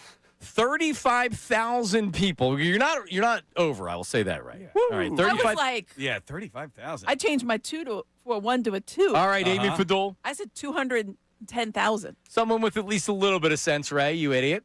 Yep. All right, Okay. 210. Oh my God, Casey Moy. I might be an idiot on the other end. Then I have no idea. I wrote 1 million. I just like nice round numbers. 1 million people in Delaware County. 110,000, and I changed it to 210,000. You're not an idiot for saying that. Because Okay. I'm not sure what I would have said. I wouldn't have said 10,000, whatever you said. I said 35,000. I want to play the low game. Are they just in media? And listen, Marcy, I'm playing the low game. next time you need to play this game yourself. If you got to pose the question in your own mind and go, okay, Yeah, it's hard to think about. Like, yeah, but you had to look it up. You had to look it up. I beat you guys today. Yeah, I won today because you didn't pick you're it. Alex Everybody Trebek. was wrong. Yeah, I knew. Yeah, I won. Know the answer. What is the answer? The winner of the 76ers tickets. Who did Tom select? Ray? Amy. Tom from Lansdale wins the tickets. Is Amy's correct? Oh man! What is the population? Hold on. What did you say? 210,000. 589,226. Man, there's over half a million Delco. You weren't that far off. I was. You really weren't. No, but you were closest. Yeah, I guess I should have added another without number. going over. Right? Yeah. Hey, I don't know population. 35,000 is amazing to me. That's like the population of like a tiny town. Right. Yeah. Right. That's half Like the length. Villanova. Right. We get Mike Vito's going to have to play one of these times too because he's Delco. He's not. He's in LA. So Ray, Can't have two I know Delcos. you said you were playing the low game, and apparently Ray has a very high IQ / SAT score. Like somebody told me, like Ray got a 1900 on the SAT, and I'm like, oh, so he's very intelligent. That's good. It's 1510. 15. Okay. That's what I got. Yeah, Out of well, 16 is the 1600. highest you can go. Exactly. Is it still the highest? I thought it changed. No, I didn't take that 24,000 crap. You got a 1510 out of 1600? Yeah. Holy I chose crap. this. That was a mistake. Yeah, but there's like book smarts and then common and then sense. there's Delco also people that smarts. know how to there's take. Delco smarts. There's also people that know how to take tests. Yeah. Right. Yeah. Ray, Hey, listen, financially, I'm in a better spot because I could take tests well. 35,000. Come on, Ray. Yeah, I that don't know. doesn't even make any sense. This is one of those questions where I freeze up my brain. Have I'm you like, ever I have seen no Delco idea. on a map? Yeah, though? I have. I have no Okay. idea how to conceptualize population. All right, so are you officially from Oaks? Is that is that actually even a town? All right, so what's the population of Oaks, Pennsylvania? I would imagine like 3,000. No, It's a small area. It is a small area. this is just the mall. Population of 300 to 340 people. Wow. So they seven don't count people. any of us. That's it? That can't be right. That cannot be right. No, it's just like a neighborhood.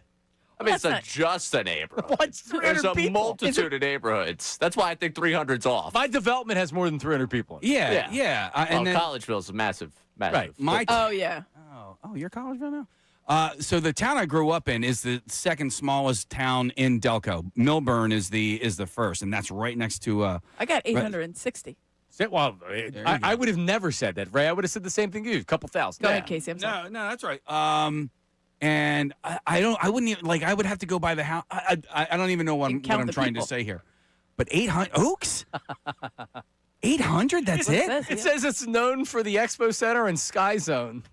And Ray. Arnold's, come on, people. Arnold's. Let's Yes, that's right. give some credit to an institution. It's noted for people seeing it as they drive by. Or That's the deal of the true. week. Yeah. Arnold's Family Fun Center. That's the deal right. of the week. I tore my the left ligament in my foot at that Sky Zone in Oaks. Oh. Dude, I was trying to do a flip into the foam pit. It was the first jump of the night, and I'm gonna go do this flip, and I hit the trampoline. My ligament just snaps in half, and I'm in midair like, oh, and I couldn't get out of the foam pit Of course afterwards.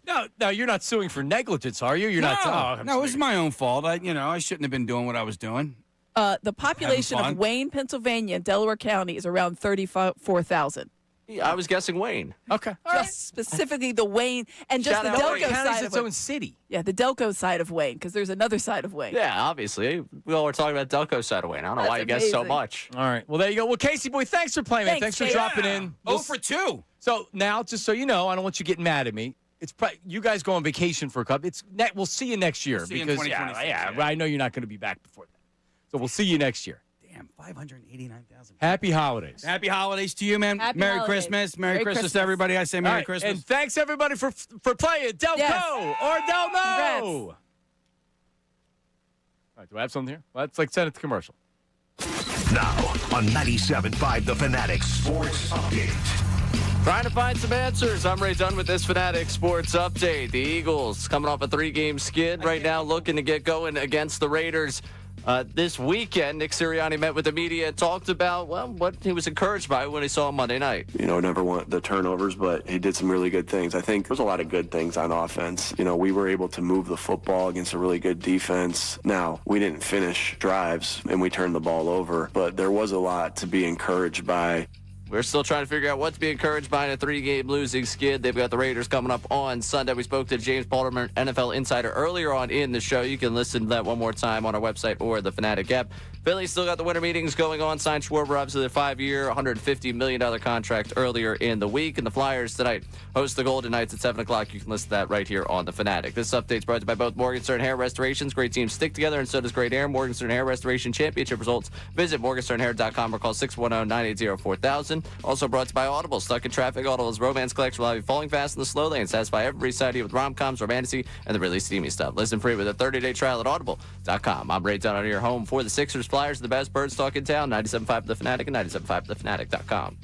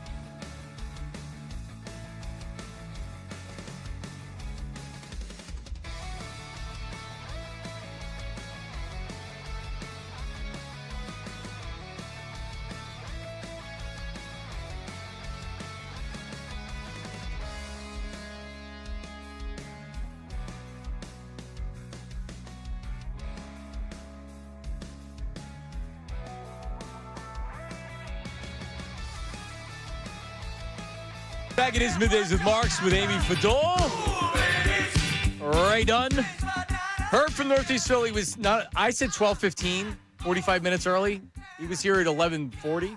He's here? He's here.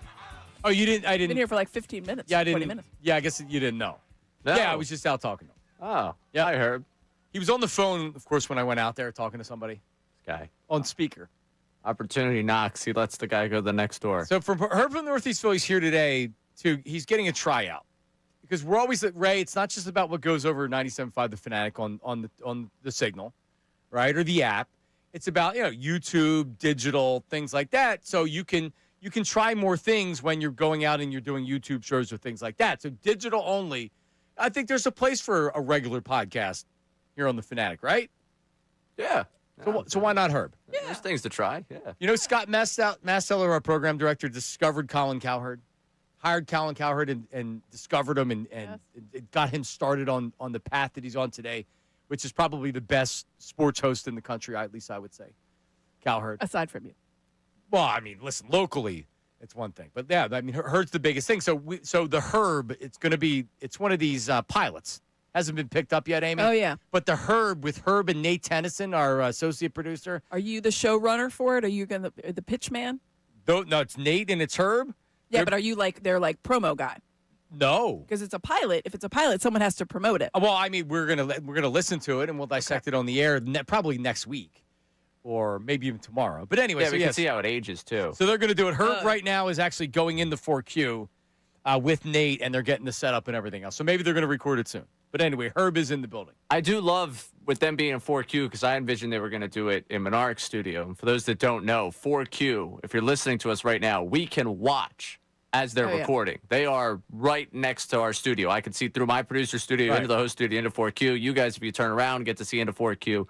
So not only will we get eventually the recording of them, we get to witness the chemistry. From our YouTube? Yes.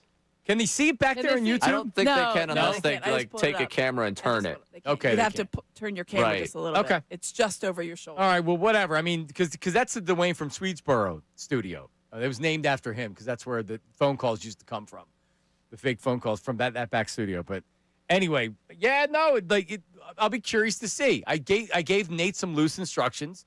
He's driving the show, but really just got to let Herb go.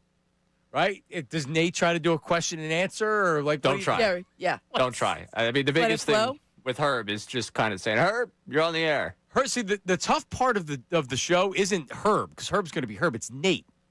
The show can be made with what Nate does. How does he get him going? Does he just allow him to do whatever? Does he get involved too much? Right. Okay. Right. So we'll see how that is later on. As they're looks like they're going to start recording pretty soon. But let's get to the news at noon with Ray.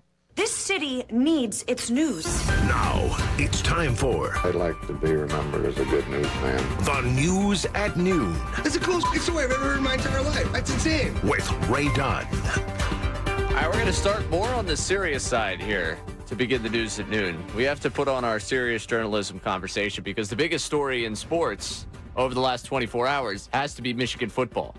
Because Trell Moore gets let go, and I was like, wow, that's insane. Just out of nowhere. But wait. But immediately my mind goes to, oh, he did something bad behind the scenes. And then you find out he did something bad behind the scenes. So real fast, my first thought was, do they want do they want somebody? Right. Did they make up a cause because of it wouldn't be hard. Fire him without. It wouldn't be hard if you decided you want to try to move on for a guy for a reason. He made it very easy. Right. Well, he sure did. Right. Because you get he had an extramarital affair with somebody he was working with, bad, and then the story just continues to develop. And it was stunning news out of Ann Arbor as the University of Michigan has fired Sharon Moore as its head football coach earlier Wednesday following an investigation into Moore's conduct with a staff member. Following his dismissal, Moore was detained by police in Saline, Michigan, and was later in custody at the Washtenaw County Jail as a suspect in an alleged assault. Police said he remains in custody at this time. Yeah. Well, I mean, that's it. So the details here, because if you want what happened, none of ESPN's not reporting what you're seeing on Twitter. Twitter is, so. Yeah, and I would say, would you agree it's credible reporting that you're seeing? Like, do you believe what's being reported out there? Yeah, I do. As do I, which is why I'll give it. Apparently, so. Yeah, I mean, there's multiple different, reputable people reporting it. Multiple different. So the person he was having an affair with was his executive assistant as the head coach of the football team. It was an administrative assistant. Correct. Essentially that was her his official assistant. title, administrative assistant. And I don't know if any of this is true. This is just what being reported. He was having an affair with her. So the story goes, or the reporting goes, he went over to her house and was saying he was going to kill her and then kill threatening himself. threatening to hurt her and harm himself. And that's when the police were called, and that's where he was detained. Right. So, I mean, yeah, when he got fired, I wasn't thinking that it was going to lead to this, right? This is as wild as anything you'll ever see. Yeah, no, it was the first step for me. I always just assumed something bad happened. I guess maybe I should have assumed that he had a bad season at Ohio State. I just went to, it's an odd time. The coaching carousel's kind of calmed down that he did something wrong. Then when I saw,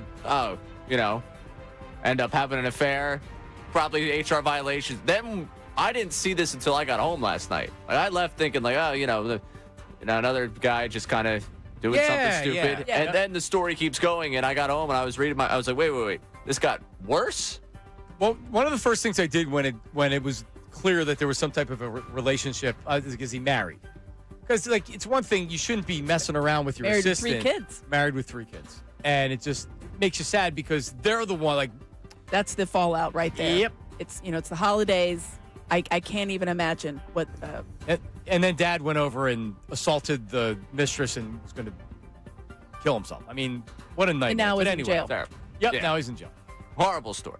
We're going to keep with college football in the second story because I've seen these comments being debated, and I'd love to get to your perspective on this because Troy Aikman was on the Sports Media Podcast. He talked about a number of different things, but this podcast, I guess, interestingly, starts with him talking about college football. It started with Lane Kiffin. It got to NIL. Not where I would have started with Troy Aikman, but it did give us this. Where I'm at with it is I think there's got to be some leadership at the very top that kind of cleans all of this up. And starting with players that accept money, there's got to be some accountability and responsibility on their behalf to have to stick with a program. I gave money to a kid. I won't mention who. I've done it one time at UCLA. Never met the young man. He was there a year. He left after the year. I wrote a sizable check. He went to another school. I didn't even get so much as a thank you note, so it's one of those deals to where I'm done with NIL. I mean, I want to see UCLA be successful, but I'm done with it.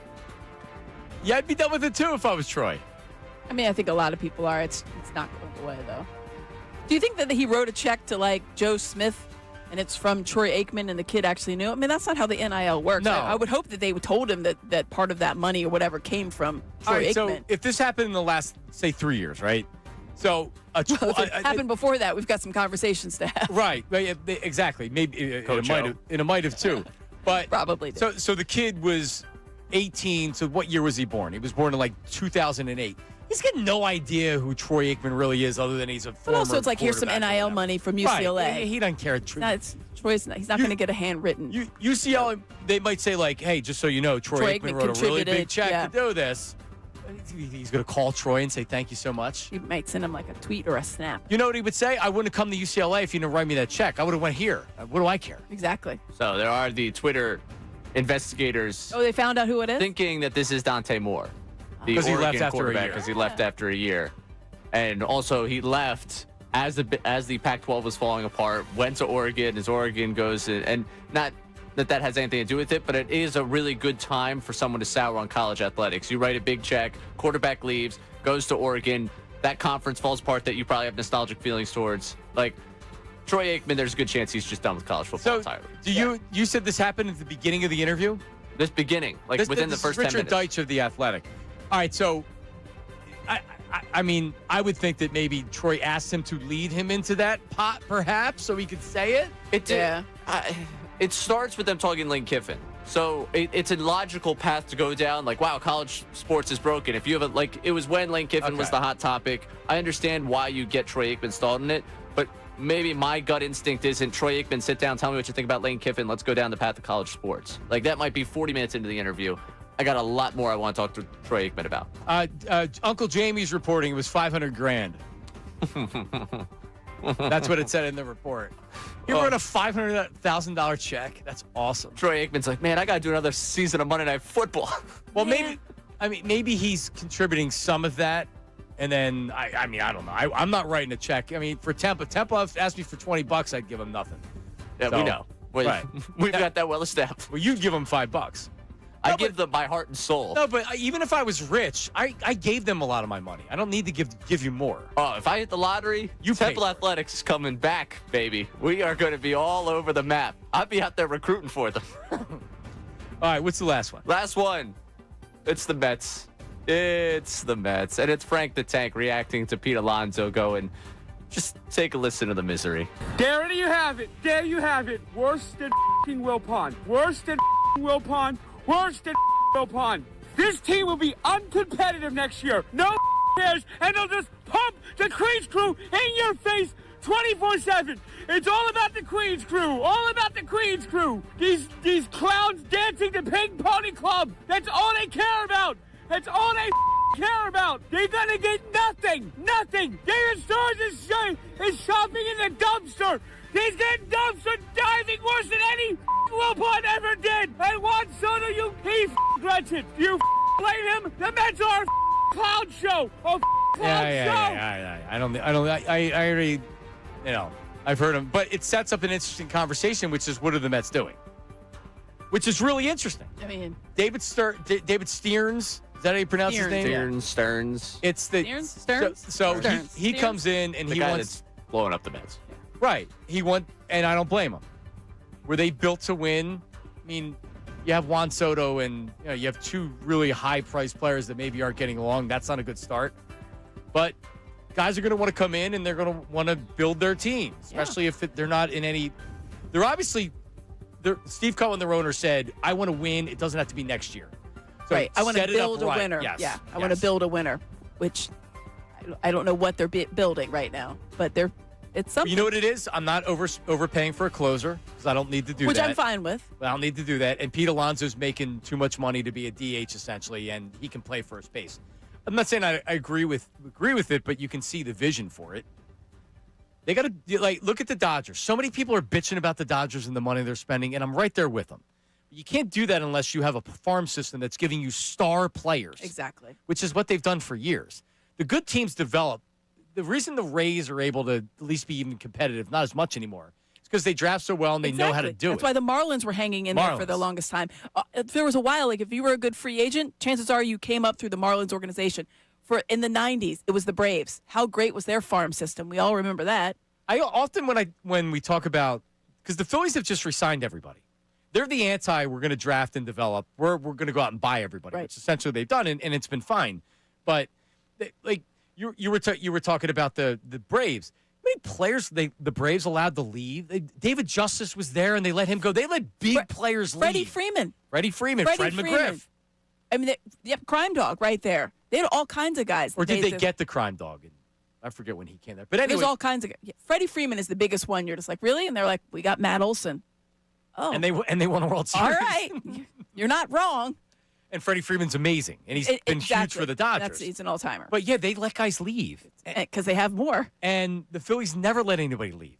If they still hang on with their cold death grips. If there was a place for Rhys Hoskins to play, he would have been back here. too. 100%. And it wouldn't have worked out. He would have sucked and we would have booed him. Ray would have been booing him in a game. Oh, not me. I appreciated Rhys. Oh, you did? Oh, yeah. I was a Rhys guy.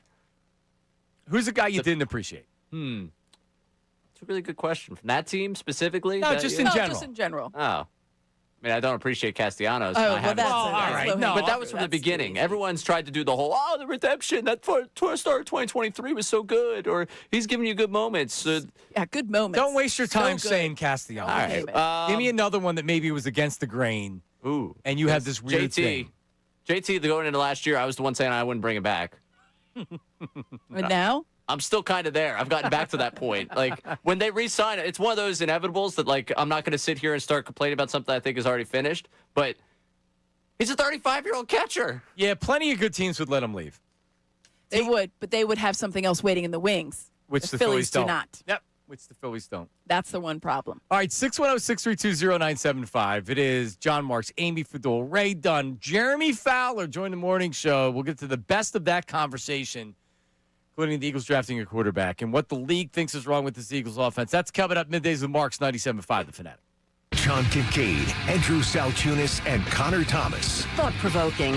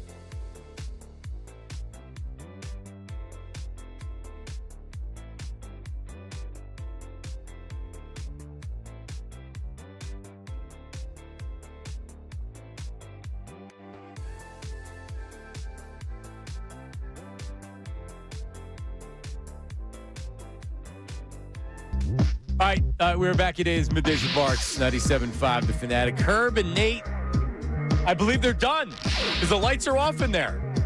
Ray, the first episode is concluded. Oh, man. Of the Herb. The Herb. What do you think was his biggest take? Do you think we got inside Phillies knowledge? Like, what are we going to get Is from... it Jalen Hurts based? So, Amy, we didn't actually mention this. Shame on us. He called us 2 weeks ago and guaranteed that Schwarber would be signed by today. He said, nah, I'm telling you, it's going to be done by this day. And it was today. So he was off by 2 days. All right. Well, he said by this day, so Right. it was done by this day. But he was not everybody was saying like he's saying this week it's getting done. And I was like, it sounds pretty confident, Herb, and he got it correct. There you go. So I think there might be some Phillies conversation, but deep down at heart, Herb is a football guy in the trenches, run the football, fullback, running back, like Joe Paterno style offense. Okay. Offense. So nothing in 2025. No, Herb does not. Perfect. He I love likes it. tight ends, multiple tight end sets. Fullbacks. Got it. He did advocate for 3 in the backfield a week ago. He did. But we had Bigsby, Goddard, and Run the ball, Saquon. throw the ball. He also believes that if he was calling plays, he texted this last week, they'd have at least 11 wins right At least. So we'll ask him about that. We'll bring Would him they on. score more than 21 points, though, with that style? the Twitter poll with him, Herb won over Kevin Patullo. So, Did you really put that up there? oh yeah, I put that up there. Yeah, Yes. Because I saw it. 83% of people went Herb. There was a YouTube poll that I guess Brandon put up. Yeah, YouTube poll. Brandon and I were. That was talking pretty that one cool over because to I see. voted on it. I forget what it was. It was more likely to go to the Super Bowl or miss the postseason. Okay. Oh, yeah, I question voted on the- that, too. And then during the when we're doing something like Delco or Del No, we should have the people play along at home and put Oh, their yeah. Yeah, answers 1, in 2, there. 3. Yeah, that'd be a good. Oh. Yeah. Oh. Well, in 6 weeks when we have Casey Boy back, we'll get to it. Well, we need to just come up. We'll come up with another concept that's just not Delco or Del No. For that. Yeah, and we'll Yeah. do something similar to it. We always like to mess around. But with that poll, the more likely Eagles miss the playoffs and make the Super Bowl. Miss the playoffs right now, winning at 58%.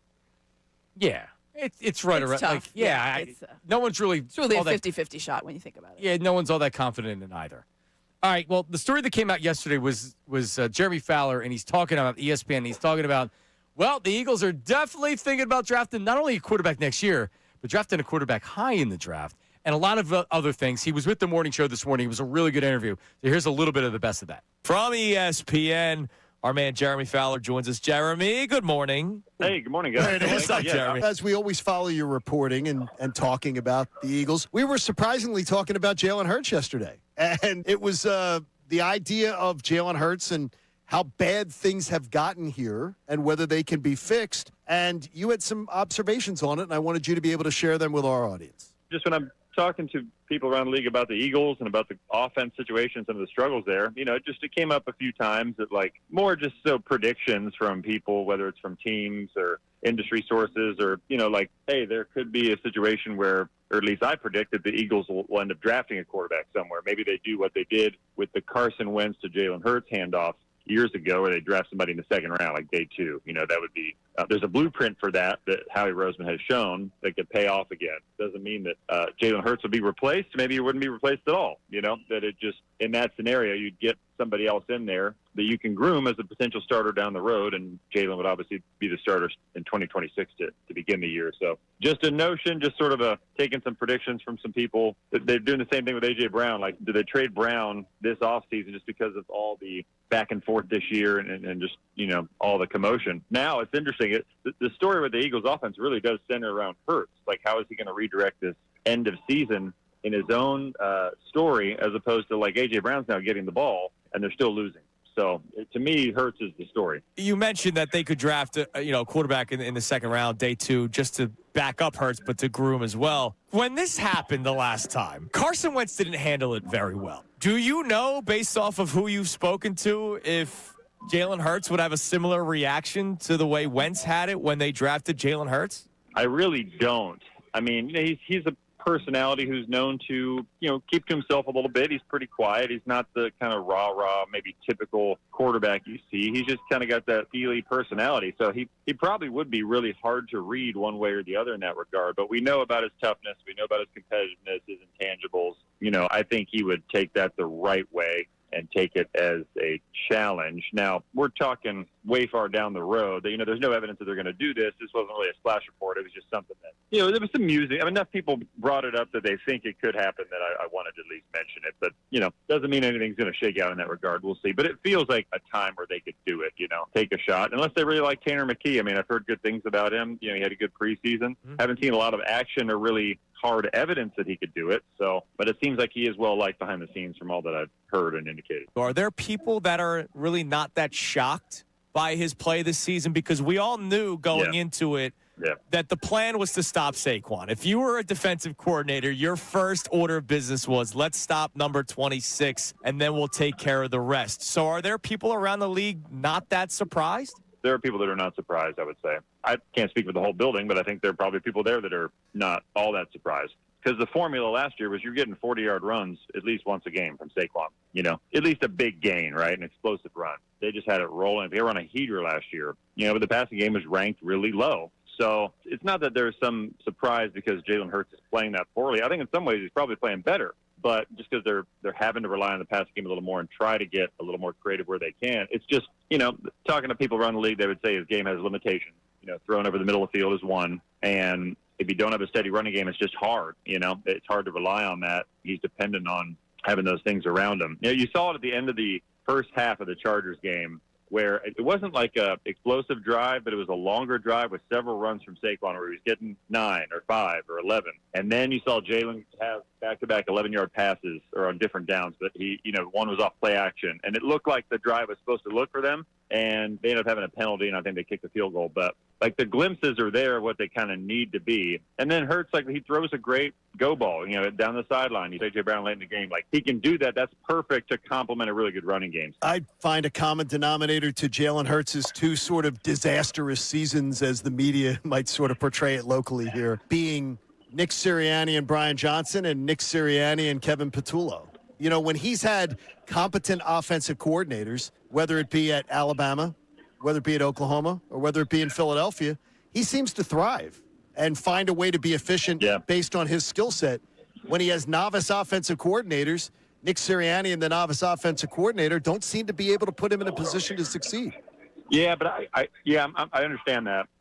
My only caveat, and when I talk to coaches, and maybe coaches like to defend other coaches, but they say, watch the Eagles. It's not the play calling. And their line is just not as good, so they can't get the runs, which shows some of Jalen's limitations. It accentuates them, I would say. So that really, to me, is the core issue beyond play calling.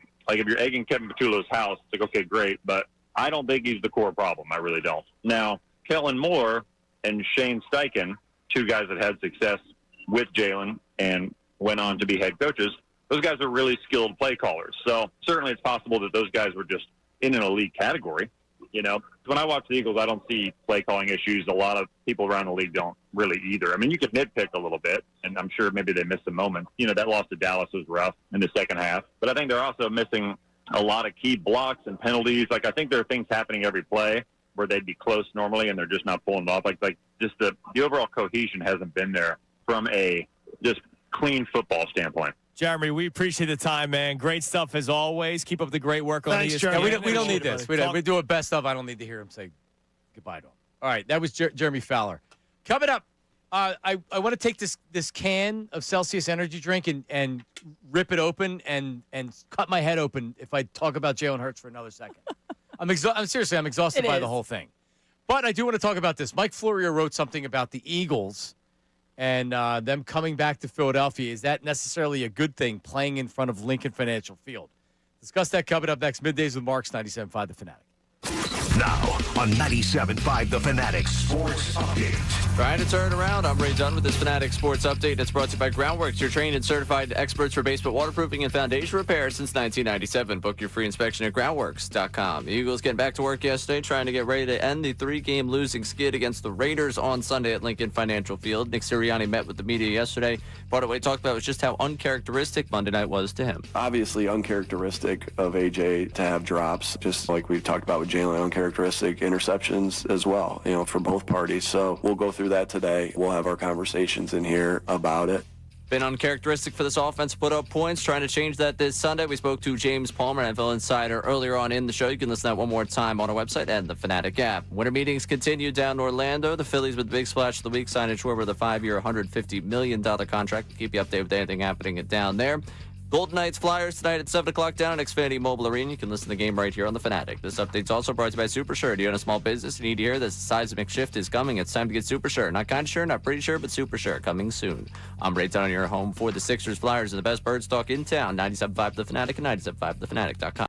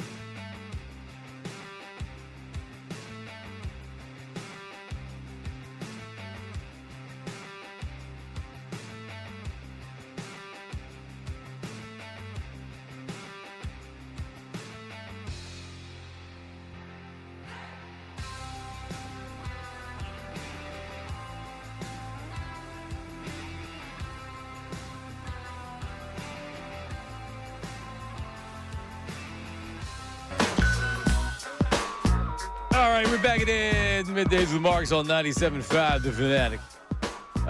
Amy Fadul co-hosting today, Ray Dunn, and you. Oh, and it's so much fun to be an Eagles fan. I mean, I know this is why I like sports as much as I do, Amy. Yes. Because sports are so much fun. I mean, the Eagles season's been great. The Philly season ended. Yeah, they almost won the World Series. Very, very close. So close. Yeah. Fine line. Sixers, great season last year. And I like Max. And Maxi's great. That he is. And Embiid won an MVP how many years ago now? 2-3 years ago now? Yeah, but why? Love sports. Love sports. It's great. It's great. But the Eagles are 8-5. And they come home to face the Las Vegas Raiders on Sunday. And, I think, is there anybody out there that actually believes the Raiders are going to win this game? Have you, even the most negative person on the text line, Ray, or anywhere else, I haven't seen anybody say they're going to lose, right? Even if they win. See, I don't think that they come out, and we've had a couple callers say today, this is a get-right game. I so totally don't believe that. I don't think there is a get-right game for this team where the offense comes out and it's like, wow, That's fine. it. We did it. Yeah, this is great. It's solved. No, I don't think they can beat teams by the defense being great and taking advantage of. They have great players on the team. And that's good. That's all well and good. If your get-right game is against a 2-win team, you're not getting anything besides just getting out of there with the W and thinking, my God, this is a lose-lose. Because, of course, you're supposed to win that game. And if you lose it, my God. Mm-hmm. Like, that is, whoo. No, it really is a no-win. Outside of, like, Ray, if they won 42-10 and everybody vertical pass game was there, they're running the ball all over the place, Jalen and AJ are giving hugs after the game and stuff, then people would probably be psyched. Yeah, absolutely. I think people would be psyched for the moment. I think by Wednesday, it'd be like, all right, what'd it mean?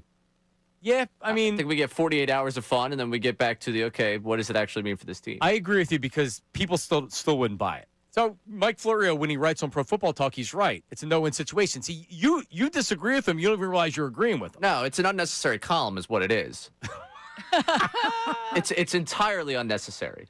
So what he's saying, it's a no-win situation. If it's a blowout win, then the Philly fan will be like, yeah, but it's the Raiders and we have the Bills coming up, and I still don't feel great about the team. So that's even if they win the game with a blowout win. Then you know what happens if it's a close game. I'll say this, that right now the home field will certainly have a negative effect. I think there's a better chance it has a negative effect than a positive effect because the Raiders stink home or away. Right. This is not about the Raiders, right? If they just happen to be the team, and goodness gracious, are they a bad team? Not only are they a tough team with Geno Smith as their quarterback, he's not even going to be there. Kenny Pickett revenge game, right? Stop. Oh, man. No. Did they keep the wrong quarterback? Call it 6-1. Yeah, and to your point, here's how the Eagles lose the game. They come out, and the Raiders maybe really have a good defensive game plan, and the Eagles have a 3-and-out and a 3-and-out. Do you know what that place will look like? Oh. If they start off the game with a 3-and-out, Ray, any type of a boo sound effect, put it on times 10. That's what it'll be. And then if there's a second 3-and-out, then you'll be getting the crowd shots of the guy with the thumbs down. They'll look for the angriest woman spitting, you suck and all this other. You know what's going to happen. So being on the road, that's not going to happen. Being at home, that's how these guys play even tighter. And then Sirianni's coaching it's in their head. Yeah, and then Jalen. See, the problem with Jalen, I think, right now is he's trying to do too much. That interception that he had 2 games ago was because that was on 3rd down, and there was nothing there. Right. He don't want to punt again because then you're going to yell at him, right? So now he's at home. He's trying to do too much. Well, I mean, after the Bears game, they had one true road game left. Eagles fans will probably take over the Commander Stadium. Eagles fans were going to travel to L.A. There's not exactly a fervor out there for L.A. Every time Cooper DeJean made a play out there, it wasn't that the Chargers were getting booed. It was Coop. Yeah. Right. I mean, you could hear it. They did boo the Chargers, though. Yeah, no, that was a good atmosphere for the Eagles. Yeah. Because there wasn't a lot of booing. Yeah. I mean, the thing is, if you make the bed, you kind of got to lie in it with this one. Like, you've been the ones playing bad. 15 weeks of football, you shouldn't be the one trying to spin this as like, oh, we're the victim here. All these people that pay money to watch you play are displeased. No, I mean, you're right. I don't feel bad for the team. The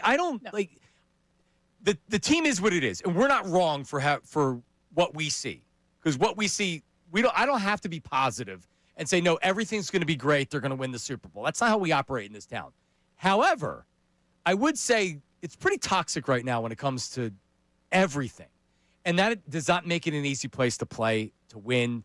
Well, because you're just almost like people are almost waiting for it, right? They're as much as we've been waiting for that offense to finally start firing all cylinders. That ship sailed. It's all there's not all of a sudden going to be this big, parting of the clouds and be like, oh, there he is, A.J. Brown, perfect touchdown. No, that's not going to happen. Fine, you're dealing with what you got. You're playing these cards, but you're almost waiting for it. You're waiting for the misstep because you're just like, I knew it. And when you're waiting for it, you're ready to pounce. Of course you are. And we're ready to pounce on them. So why wouldn't you be? And because it's the Raiders, I don't think anybody's expecting that. Even if they don't like the team, no one's expecting it. Oh, so if you're not expecting it, but you're ready to pounce, that could be crazy. I'm not even saying they're losing the game. It could be an ugly game. Yeah, it could just be an look ugly bad. Yep. I think that's it. You don't look very good against a terrible team. Nope. To go back to the Florio column and my problem with it. Yes. It's a no-win situation for the team. Florio's writing this from his elevated perch of, I can't believe these fans are going to treat them like this when they have to win a football game, and winning football games will get them to the playoffs. As if he's going to go on his show Monday and give the Eagles credit for winning a game over the Raiders. The no-win situation doesn't just exist for the fans. It exists for the media that covers the team as well. There is not a single person in America that's going to turn their television off at 4 o'clock on Sunday if the Eagles beat the Raiders and go, the Eagles are fixed. I don't. I think you're reading Florio wrong. I don't think he's high and mighty on this thing right here. I think he's talking reality, which is what could possibly happen after the game to where we come in here on Monday and we're like, man, like feeling good, man. Yep. Let's go. They Come look on, good Amy. against that 2-win team. Then I think there should be the accountability in the story he writes from his perspective about the fact that his perspective also will not change about the Eagles because he's painting as if the fans are crazy for not having anything change. I didn't read it like that, but regardless, what is the circumstance that we come in here on Monday and there's no skepticism? And it's obvious you can't say everybody, but right now you would agree everybody just has it's this guy's fault, it's that guy's fault, it's all three of their fault, everything. Everybody's mad. Nobody thinks it's actually okay. Oh. And I'm right there with them. But I mean, it's a tough place to live, man. It just is. And we may think right now there's not much they can do. If they come out and they click on all cylinders, we're going to come in here feeling good on Monday. If there is something where it looks like a consistent effort through 4 quarters, talk about something we have yet to see. Even on the Giants game where they actually looked good, it was not a 4-quarter effort. If they have something, all right, so you're running the ball, the offensive line looks together, Saquon's hitting the marks, it's not just constantly a screen or a slant. There's actually like some semblance of a route tree situation. Yeah. If you see that for 4 quarters, I think you can, I'm not saying puff your chest out, but you can put your shoulders back. All right, Ray, I'll pledge it. If they come out and they're clicking on offense, first 3 quarters, I'm in. I'm back in. I'll raise my hand. I'll cannonball. Boom. Right in the deep end. Yeah, give me Notre Dame, Syracuse, and then we'll talk about 70 to... I mean, come on, it's the Raiders. It is a no-win situation. They come in Monday and they win by a sizable margin. We can do hey, they won the game, all right, and no complaining. Giants, because the Giants game proved to be fruitless. It didn't matter. Yeah, it didn't matter. They've been horrible since the bye week. But if they look like they did against the Giants, you're lying to yourself. You will be so in. Yeah, they will. You will absolutely. They're back, baby. I'll be. Stop it. All right, I look forward to you being back in on Monday. You know what? I'm the dumb dog that all you have to do is pat him on the head and Here's raise a the treat. cat. Yeah, raise the cat that's looking at you. It took me a while to get to the point where I was upset with them. I said the Chargers would make a break. I let them get smoked by the Cowboys in that second half and lose to the Bears on Black Friday, and I was understanding. Right. Now I'm disappointed in you. You got to prove yourself to me again. Coming up, Zach Berman joined the show, and he said, hey, this isn't 2023 because this is a different defense and a different defensive coordinator, but how far can that carry you? That's coming up next, Middays with Marks. Start your morning off right.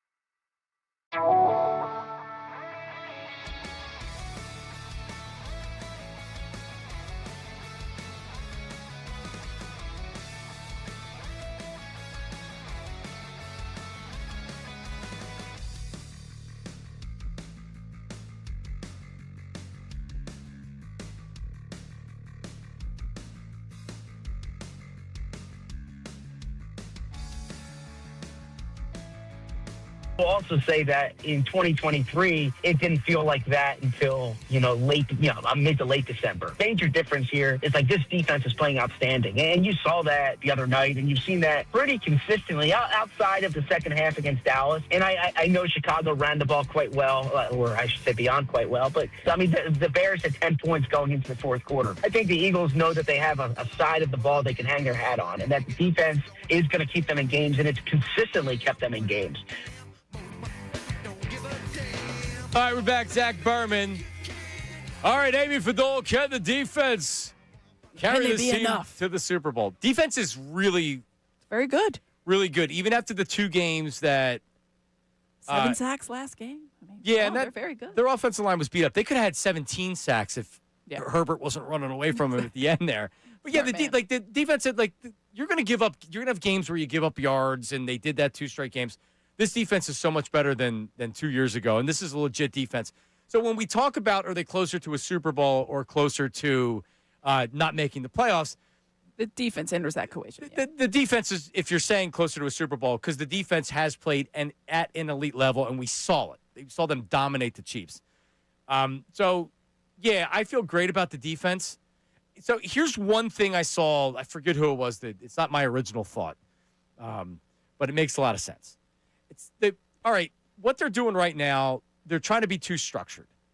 What they're trying to do is they're trying to almost you're like walking Jalen Hurts to the finish line. And, you're just like, we're finishing this race, you're coming with us, and we're dragging you.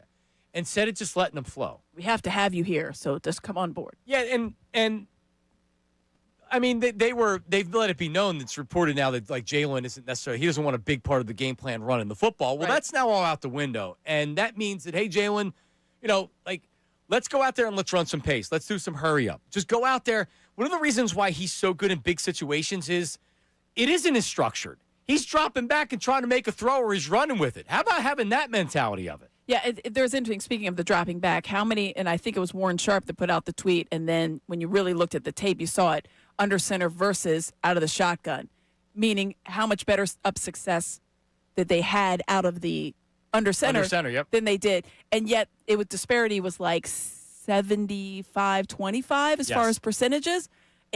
That to me is like when they're talking about, trying to drag him. There's simple fixes in something as relatively simple seemingly as that.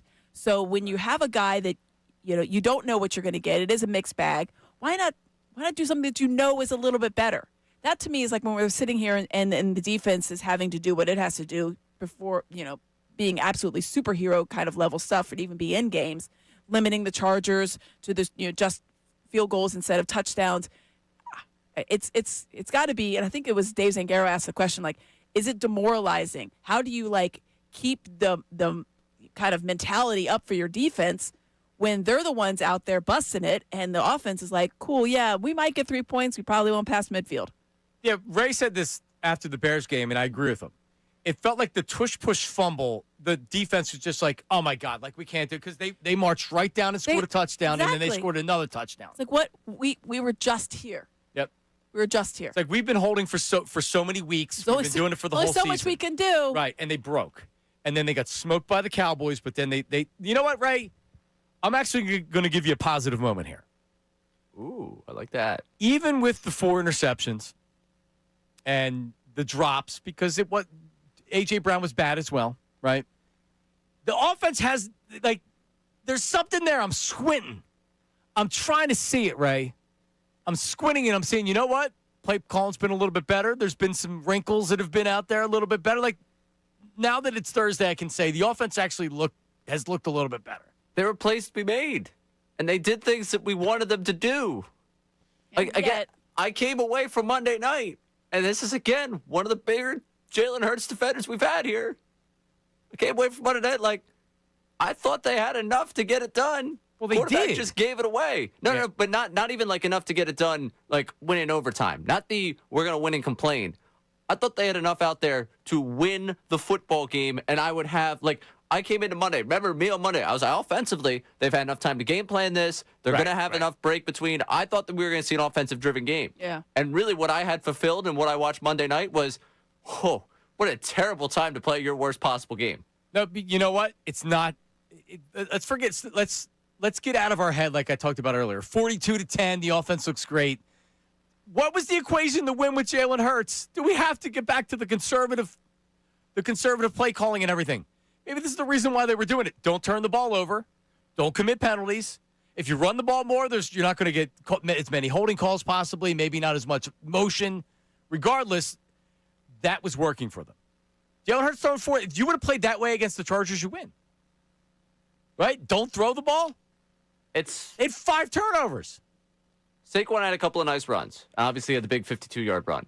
If they just went entirely away from the passing game, there's a chance we see the 10-7 final that we saw against the Packers. Maybe they win the football game. Maybe you're right. They can, yeah.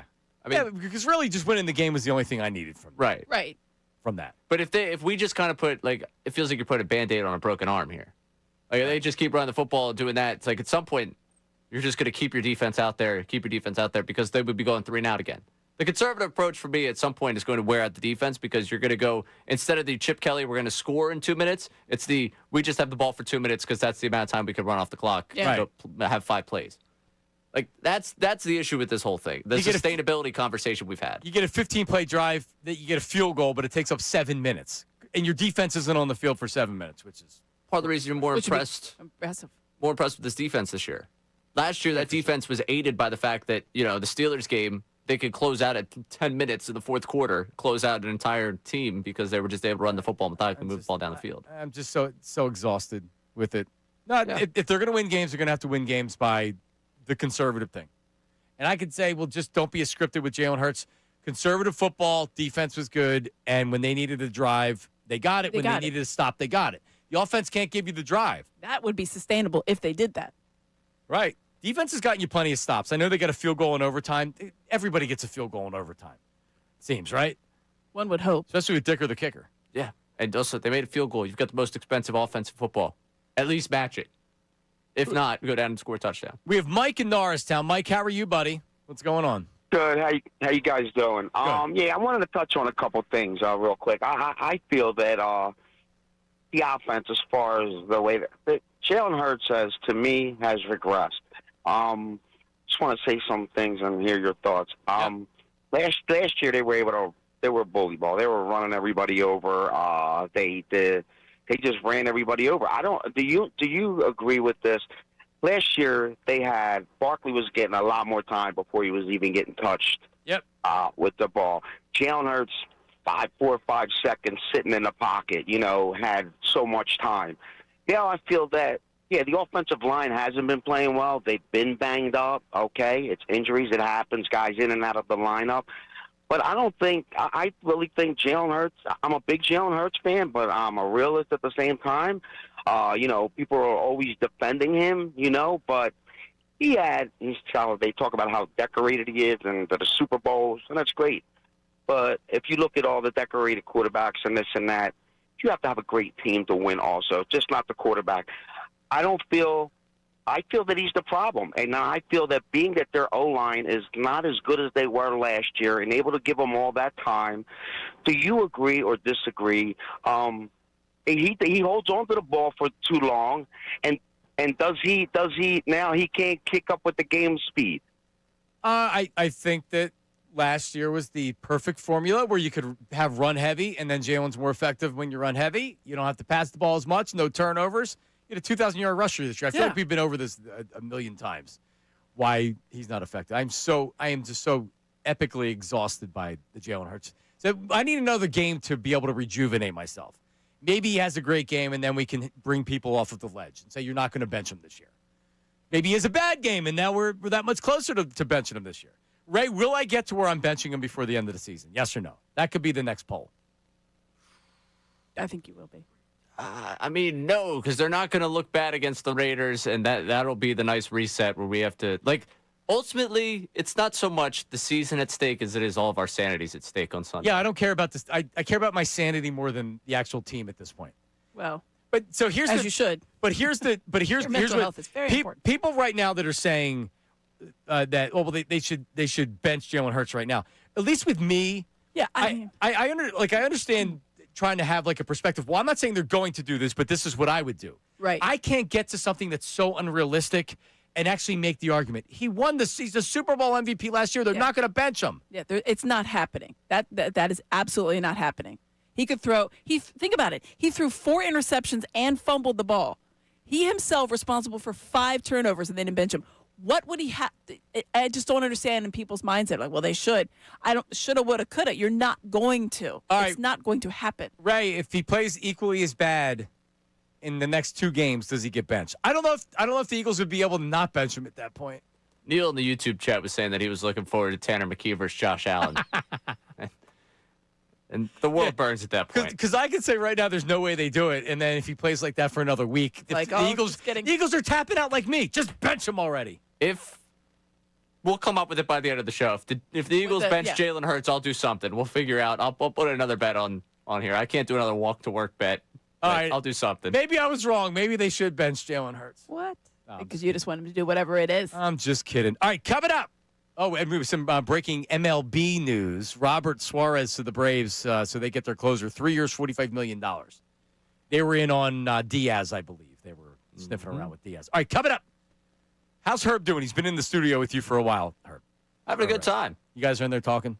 Yeah. Catching up. Herb's going to join us. We'll play a little bit of his new podcast. He did a pilot today with Nate, our associate producer. It's called The Herb.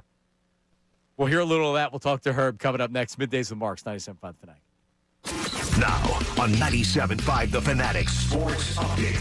Still talking about the offense. I'm Ray Dunn with this Fanatic Sports Update, and it's brought to you by Wawa. Gift cards are a perfect present for teachers, coworkers, and the delivery driver, even your family gift swap. Wawa's got you covered with gift cards for everyone on your list. Got to have a Wawa, and the Eagles got to have some answers with this offense right now. Nick Sirianni met with the media yesterday amidst this 3-game losing skid and talked about some of the encouraging things he saw from Monday night's loss. Never want the turnovers, but he did some really good things. I think there's a lot of good things on offense. We were able to move the football against a really good defense. Now, we didn't finish drives, and we turned the ball over, but there was a lot to be encouraged by. Encouraged by seeing a win at this point. That's what we're looking for Sunday against the Raiders. James Palmer joined us earlier on the show. You can listen to that back on our website or the Fanatic app. Winter meeting still going on in baseball. We just told you closer Robert Suarez of the Braves on a 3-year, $45 million deal. So he is now in the National League East. Tonight, Golden Knights Flyers, 7 o'clock. You can listen to it right here on the Fanatic. This update's also brought to you by Electrical Workers Local 269, the Electrical Training Alliance, International Brotherhood of Electrical Workers Local 269, NECA, and the Electrical Training Alliance can offer a career with no college debt. To learn more, go to IVEW269.com. I'm Ray Dunn, the home of the Sixers, Flyers, and the best birds talk in town. 97.5 The Fanatic and 97.5thefanatic.com.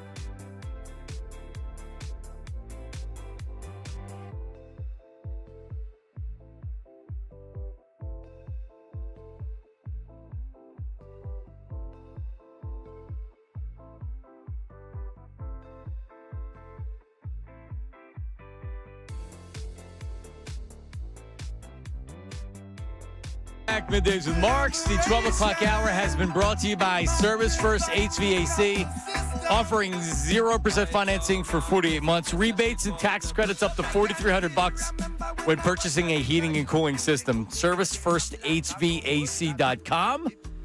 As Ray, we're trying to. It's not only just what's on the radio here on 97.5 The Fanatic with all of our great shows. Fully immersive experience. Yeah, a lot of people. I do stuff that goes on our YouTube channel. You can watch live on YouTube, as many people do. And another reason to watch live on YouTube is today we did our first episode of a new podcast. It's called The Herb with Nate Tennyson and Herb from Northeast Philly. Nate is our associate producer of the show. And Herb is in studio today to discuss all this. And, Ray, this is why you need to tune into YouTube. So you can see how handsome Herb is. What's up, Herbie? Hey, boy, what's up? What's going on? So, first of all, how are you doing? I haven't seen you in a while. You look good. Yeah, I feel good, man. Working a lot. I'm going to Miami on Monday. What are you doing there? I'm chilling out for 3 nights, 4 days. Just hanging. So, Amy, you don't know about this. Herb travels all over the place. So he works, and then he takes vacations. So he was in Brazil for the.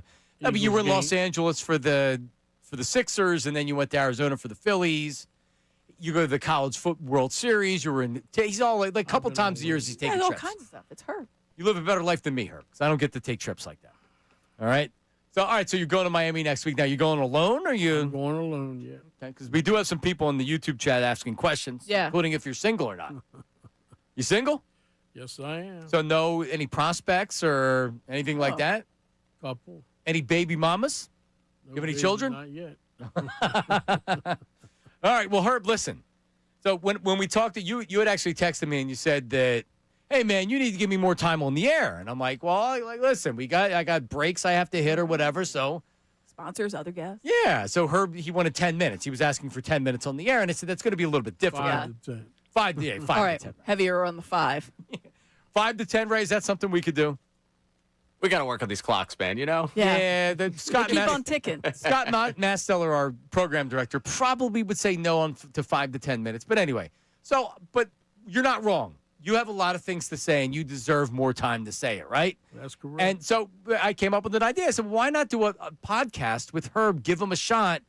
So you guys, you and Nate Tennyson, who is our associate producer, this is a pilot. It hasn't been picked up yet. But you guys did like 11 minutes back there. First of all, how was it with working with Nate? Great. It's good stuff. Yeah, how would you describe him? Who's a comp for him if you were talking about the business, the radio business? Anybody that does it like Nate? I think he did a great job. He really, made me feel relaxed. That's good. Okay. Who would you comp Nate to there, Ray? Really good Peter question. Jennings? Yes, Peter Jennings. And that's actually Noted the first thing that newsman. came. Yes. Noted newsman. Poor Ray didn't know who Peter Jennings was, but I guess he died even before you were before you were born or after you were born, maybe a little bit. Anyway. I don't know. We didn't look into the death date. It was more of a. You know who Walter Cronkite is? Well, right? yeah. I went because I visited Arizona State. Oh, yeah. Well, yeah. But I would have thought that Peter Jennings, Peter Jennings probably number 2 behind Cronkite. Like Ray, Peter Jennings was great. But who's your go-to newsman, Herb? Man, I've seen so many of them. It's crazy. You a Cronkite guy? He was good. Yeah, there was Jennings was good. There was Tom Brokaw. Tom Brokaw was excellent. Brokaw was He's still out there. So still alive. I used to watch a lot of CNN. Why not Fox You know what I News? mean? What are you telling So, me? Tell me your politics. You watching fake I watch news? Fox too. Whenever it depends. It's equal opportunity. When the politics, I'm involved with the elections. I did know. What do you do with the elections? I work at one of the polls where the people come and vote. I've been doing it for, I guess, the past 10 years. So you a Democrat? I'm a Democrat. Yeah. All right. Are you making sure there's no monkey business, or are you involving yourself in monkey business? Everything's legit. Okay. I'm just checking. All right, so Herb, so how did you think the podcast went? Good? Yeah, we had a good How many topics did you cover in that 11 minutes? We talked about the Phillies, we talked about the Eagles. All right, 2 strong ones. I'm excited to hear it. Give me a little something. I may stop you when we go through it. Here's Herb. The Herb. Offensively, I need to see that Jalen Hurts get back to the basics. the way he was 3 or 4 years ago. You can stop. You can stop. This sounds like one of your boring phone calls, Herb. What is this? A little bit more energy. Yeah, it needs some more energy. Did you talk about non-sports topics like babes? Jalen. You want me to speak? Yeah, go ahead. I want to see Jalen Hurts do what he did 3 or 4 years ago, last year. Okay, roll out of the pocket. Okay, I want to see him run the ball when he's got some of the plays that what they call a quarterback run designed. I want to, throw to the tight end 6 to 8 times easy. Okay, again. Dallas Goedert was really good. On Monday night. They could have won the game with Dallas Goedert on Monday night if they were, there were so many plays that they left on the field that are plays that I run. It was what it was, Herb? Another game that the other team was trying to let the Eagles win. Because it was the same thing against the Cowboys. The Cowboys wanted nothing to do with winning that game, but the Eagles just kept giving it to them. The Chargers game, it looked like no one wanted to win that game. Yeah, and they had a shot to win. But Herb, anyway, you were telling me, I think you texted me, that if you were calling plays for this Eagles team, how many wins would they have right now? This team right now would be 12-1. 12 wins. Okay. 12-1. What's the one loss? We should have beat Denver. The only team that we lost to that we didn't look like we were prepared because it was a Thursday night game. Well, it was the Giants game. Because I didn't even see that game. I had to be why. I had to be up at 6 a.m. to work Herb at the didn't arena. He typically doesn't watch the Eagles games, just so everybody knows. Well, he works a lot. And when I saw right in the microphone, 34-17, I was in shock when I woke up that morning because I had to be at the arena in the morning. Like tomorrow, I got to be there at 8 o'clock. So, Herb, you work down at the Wells Fargo Center. Your security. You see Amy from time to time going in the building? Yeah, I'm there a lot. And some others. All right. Well, coming up, we have a little bit more from Herb because, we talked about Kyle Schwarber. He has his hot stove takeaways from the Herb with Herb and Nate. That's coming up next. Middays with Mark's 97.5 The Fanatic. Unfiltered with Ricky Bo, Bill Colarulo, and Sylvana.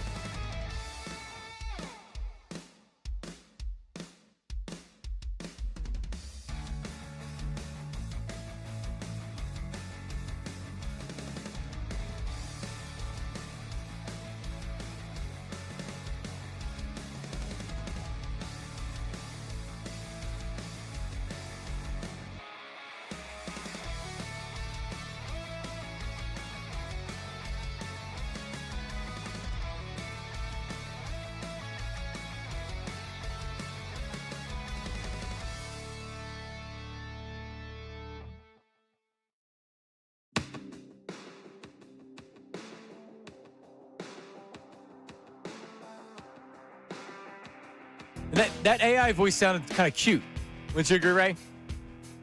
Yeah, Because sure. you know they are you aware that they do this? Yes. Now you have people that have relationships with this AI bot. Mm-hmm.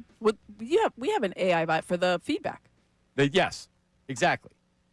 That's who voices it. But also coming back right there, that was AI voices. And we're not taking away jobs by using AI voices. It's kind of just like a gag. Matt's doing it, or we're getting our professional voice. We didn't fire the voice guy. No, using voice AI guy's still Matt's being still used. here. He's still getting paid the same amount of money. Yeah.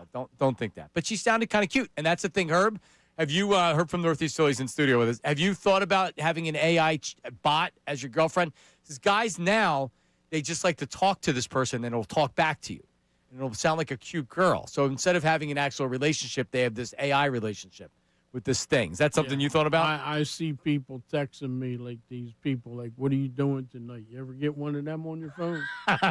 No, I don't. Yeah, there's. I had a girl from the West Coast. She called me 3-4 times. You know, she was, I think, Asian or something. Be careful, Herb. Yeah. So what are they asking for your banking information and things like that? No. Not I yet. didn't even go that far. You know what I mean? My friend Burkhead told me that stay away from them calls. That's a good Stay idea. away, Yeah, just Yeah, stay don't away. answer. Don't answer. Don't engage. Don't give them personal information. Yeah, Herb. I know that. Don't All be. right. Yeah, but sometimes they trick you. I won't say Good for everybody. Yeah. I won't say the family member, but it was very believable. They called and said, "Listen, there's a problem. I'm gonna send you code to your number right now if you can give me the code," and gave the code right up, and the person had access to their account, just like that. And it seemed legit. They were very smooth in how they did. Just be careful, Herb. Those DMs, those messages get dangerous. Actually, that girl was from Los Angeles. Now, So how did she get your Asian number? Girl. I don't know. It's weird. It is weird. It's very I weird. spoke to her a couple times, but I didn't. No, were you trying? I didn't give nothing out or anything. But were you trying to get to L.A.? Is that where you were trying to get her saying here? that she was going to come east or something. Right, and just give me some cash. I'll be right there. All right, so Herb, you called last week, and a lot of people out there, I know you know your baseball, but a lot of people out there were skeptical when you were so confident that Kyle Schwarber was signing next week, and you put it on the line. You said he's signing by today, which is the 11th. But you said by, not on. You said by the 11th, and it happened on Tuesday. So you were right. A lot of people thought maybe it could go into later this month or maybe even into the new year, but no, you knew it was getting done. Yeah, I just by the vibe that I've been hearing on the radio and the TV and all that, and then the meetings were coming up, and I know that all the teams are there and all the agents, and Kyle Schwarber was basically the number one guy to get signed, him and then Alonso. I mean, you know, How about that? All right, power hitter. So to me, it was a no-brainer. I mean, if I was the GM, I would have had this thing done in August. Okay, I wouldn't even had to go to free agent. I would have had this thing done. So Herb actually in his new podcast is it at where you find your podcast? Is it like how you find Middays with Marks? Wherever you find your podcast, the Herb.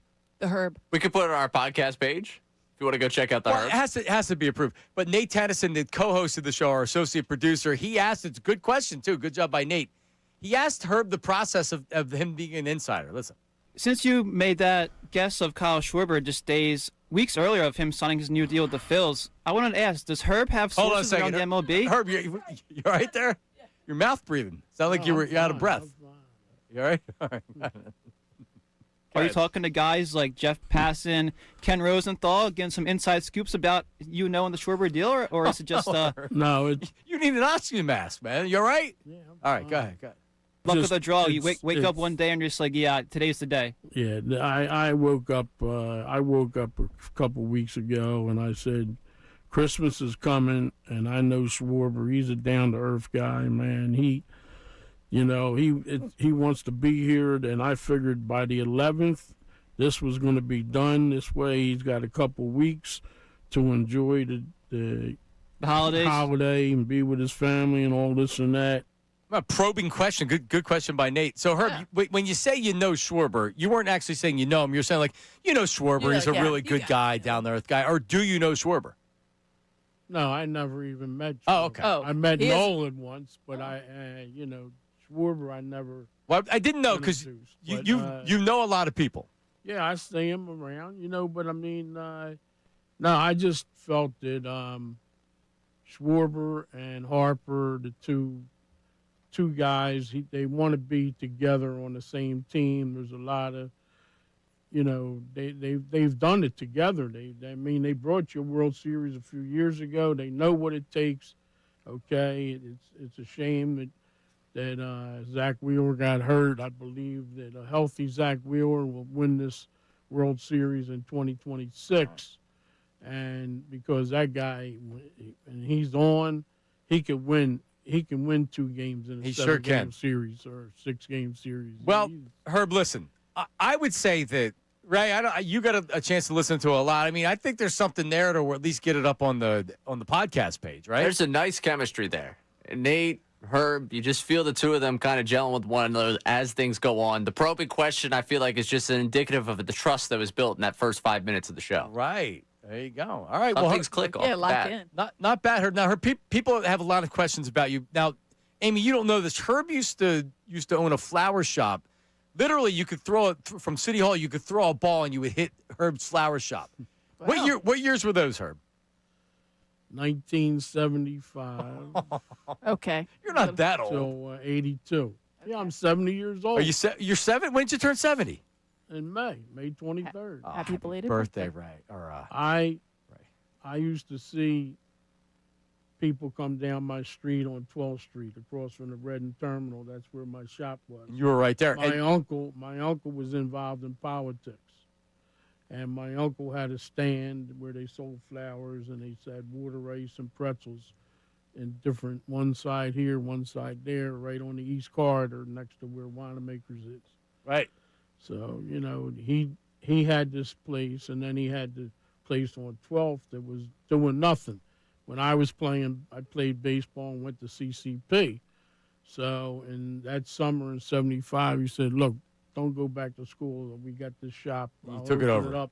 I'll buy you a refrigerator. I'll buy you whatever you need. The rent is cheap, $225 a month. That was cheap back in them days. I bet. And, yeah. And so you took it over. Now, Amy, Harold Carmichael was a customer, and I know this because I asked him, and he knew exactly who Herb was. So Herb says he knows all these people, and I kind of roll my eyes, but then I meet them. And so you never know. Like, sometimes they don't know they know Herb until they see him, and then they know Herb. Sometimes that's the way it is. And what happened with that shop, Herb? Didn't you get robbed or something? In 1980, yeah, they were robbing the whole neighborhood. It was a black and white salt and pepper team that they got me, tied me up. I got hit over the head with the gun. So I had 6 stitches. I don't mean to laugh. What? I had 6 stitches. They had to take me to Jefferson. Oh my God, Herb. It was it was a shame because the Grandpop squad was right out there, like a half hour before, sitting on the corner. Of course. And they knew me and stuff. This guy Tommy that was in charge from Roxborough, right. He was down there, and then they heard that I got robbed. Like, they come 30 minutes later, they were like, well, must have been on their break or something. So, Well, I'm glad you're okay, Herb. And listen, appreciate you coming in. We're going to podcast it. Yeah, right? Pending approval. All right. And we'll see what happens from here. And Ricky's not here. I know you wanted to meet Ricky. Nah, that's okay. Well, you've met Ricky anyway. You know what I mean? Ricky. Yeah. You guys are buddies. Me and Ricky go back. Yep. Oh, you go back. All right. Well, thank you, Herb. Thanks, Herb. All right. There he is, Herb from Northeast Philly. 610-632-0975. Everybody have a nice Merry Christmas and Happy New Year. Thank you. You too. Thank you. You too. Happy holidays, Herb. All right. Trying to find some positivity with this Eagles team. Well, Jordan Davis has belief in the offense, so he says. We'll play that for you coming up next, Middays with Marks. Now on 97.5 The Fanatic Sports Update. Trying to find some answers. I'm Ray Dunn with this Fanatic Sports Update. Eagles got back to work yesterday as they try to end a 3-game losing skid coming off of that loss against the Chargers. Nick Sirianni met with the media, talked about some of the things that he found encouraging from the loss on Monday night. Never want the turnovers, but he did some really good things. I think there's a lot of good things on offense. We were able to move the football against a really good defense. Now, we didn't finish drives, and we turned the ball over, but there was a lot to be encouraged by. We spoke to James Palmer, NFL insider, earlier on in the show about what exactly is going on with this Birds team and what the league perception of this team is. You can listen to that one more time on our website or the Fanatic app. Winter meetings continuing in baseball today down in Orlando. Of course, the big news for the Phillies this week, Kyle Schwarber signed the 5-year, $150 million contract. Robert Suarez signed with the Braves, 3 years, $45 million. Tonight, Xfinity Mobile Arena, Golden Knights, Flyers, 7 o'clock. You listen to it right here on the Fanatic. This update's brought to you by Super Shirt. You own a small business, you need to hear this. The seismic shift is coming. It's time to get Super Shirt. Not kind of shirt, not pretty shirt, but Super Shirt. Coming soon. I'm Ray Down in your home for the Sixers, Flyers, the best Birds talk in town. 97.5 The Fanatic and 97.5thefanatic.com.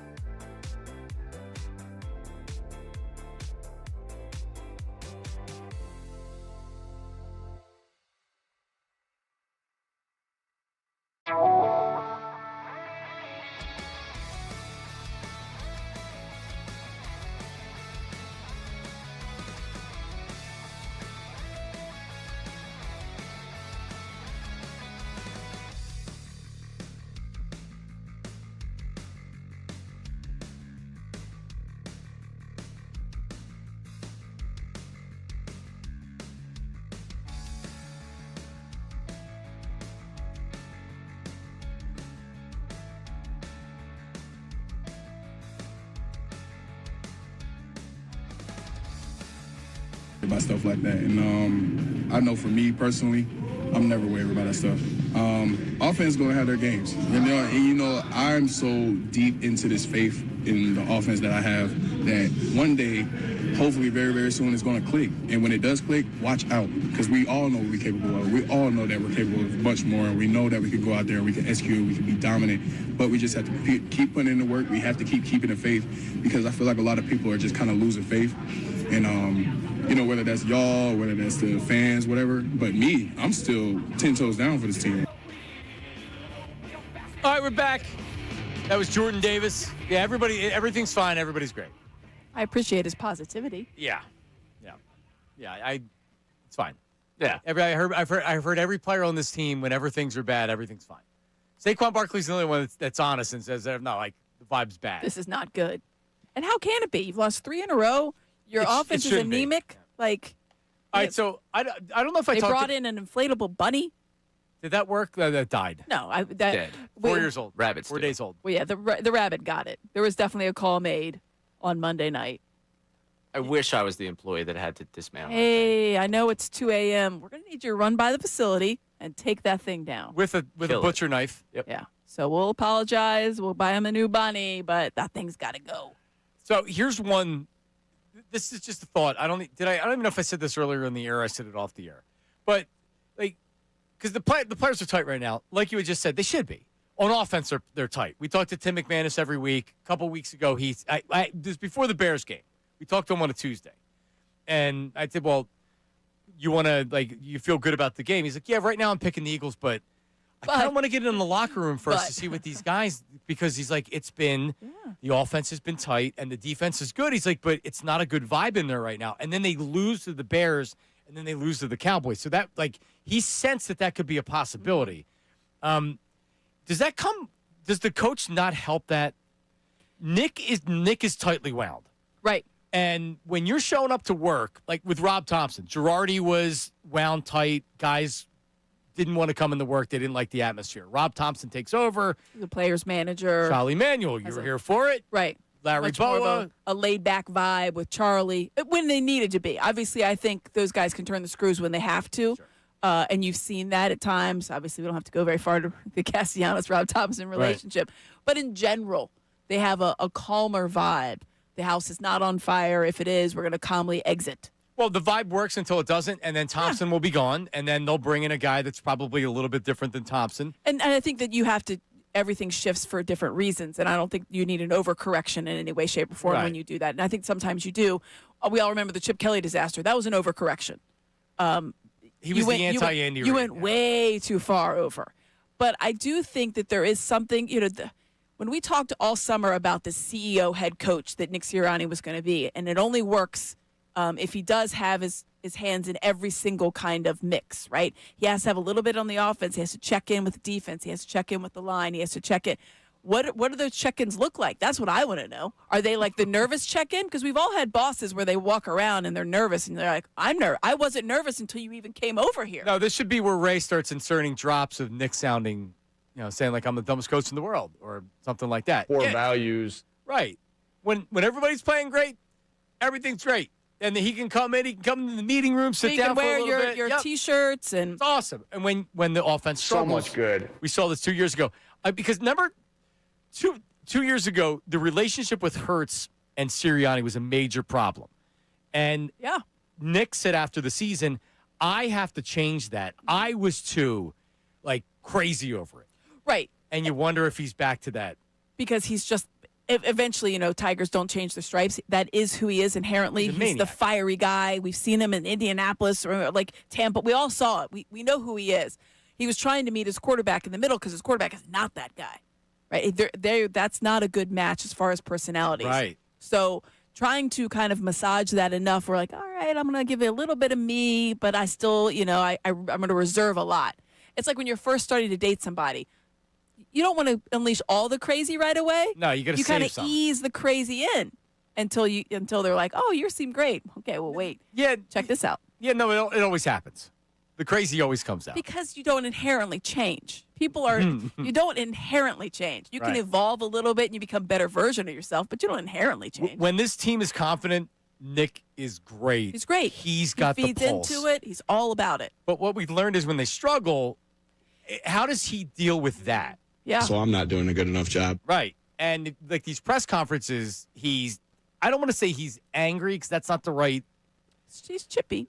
But he definitely comes in and he don't want anything to do with no answering time these for questions. it. I don't want to be here for this. I'm trying. I know what's happening. It's kind of like I know what's happening. I got it.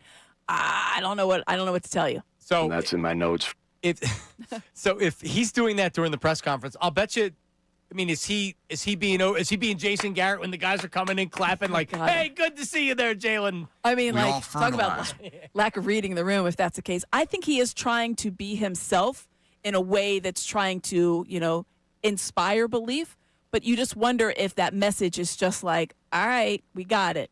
I mean, these are grown men. These are full-on grown men, professional athletes. And it goes back to something that I think I was on with Andrew earlier, and he was just like, do they need motivation? I don't care. Yes. Everybody needs That's motivation. the thing. It was kind of like when the bunny positive. It's crazy if it doesn't work or if it does. That doesn't matter. Whatever you need, the dog mask, it's all fine. So if you need the guy to be fiery, but there's the thing is when a coach is that way, it doesn't respond. Not everybody responds the same. That's just human nature. Right. So he has to manage that. Yeah, there you go, dog. So for last year it was that they said it was more player led, the kind there of was the that bonding. Meeting, right? They Jordan Mailata and those guys, the O-line came in and said, "Hey, we got to run the ball." So do we have that? Who was it that said Kenny this, right? Pickett. Kenny Pickett. So Kenny Pickett, who's now on the other team, this is what he said about last year. Will be ready to go. They have a hell of a team. They've kept, there's not a ton of new faces on that team, so there's a lot of really good players. Seeing what it looks like to be world champions, the dedication, the commitment from every position group, it was really player led. That was a really cool thing. I think we had great veteran leadership. So, like in player-led veteran leadership. In 2017, we were talking about motivation, right? Like I don't think Doug was the one that motivated them into being Super Bowl champions. And I'm not trying to take anything away from him, but if you remember in that season, managed, he did a good job managing it. But if you remember in that season, there was the anthem controversy, and it was a bonding. Like the team was Malcolm brought together. Jenkins did a lot. Malcolm, Chris Long. It really became this unification of the team where there was people supported Malcolm with what he was saying. Like everybody, it felt like everybody was pulling in the same direction, which is what you need. That's what happens with these teams that win is everybody's united on this in the same cause. And you don't just because you want to have that in the season doesn't mean that you're going to have that. You take this past Phillies season. They kept wondering, like, all right, are these like the whole thing with Castellanos? Is that going to be a kind of like rallying cry, or is it something that separates? I think if at the end of the day, it really wasn't anything. Didn't matter, I don't think it rallied anybody or it separated anybody. But things like that can do that for a team.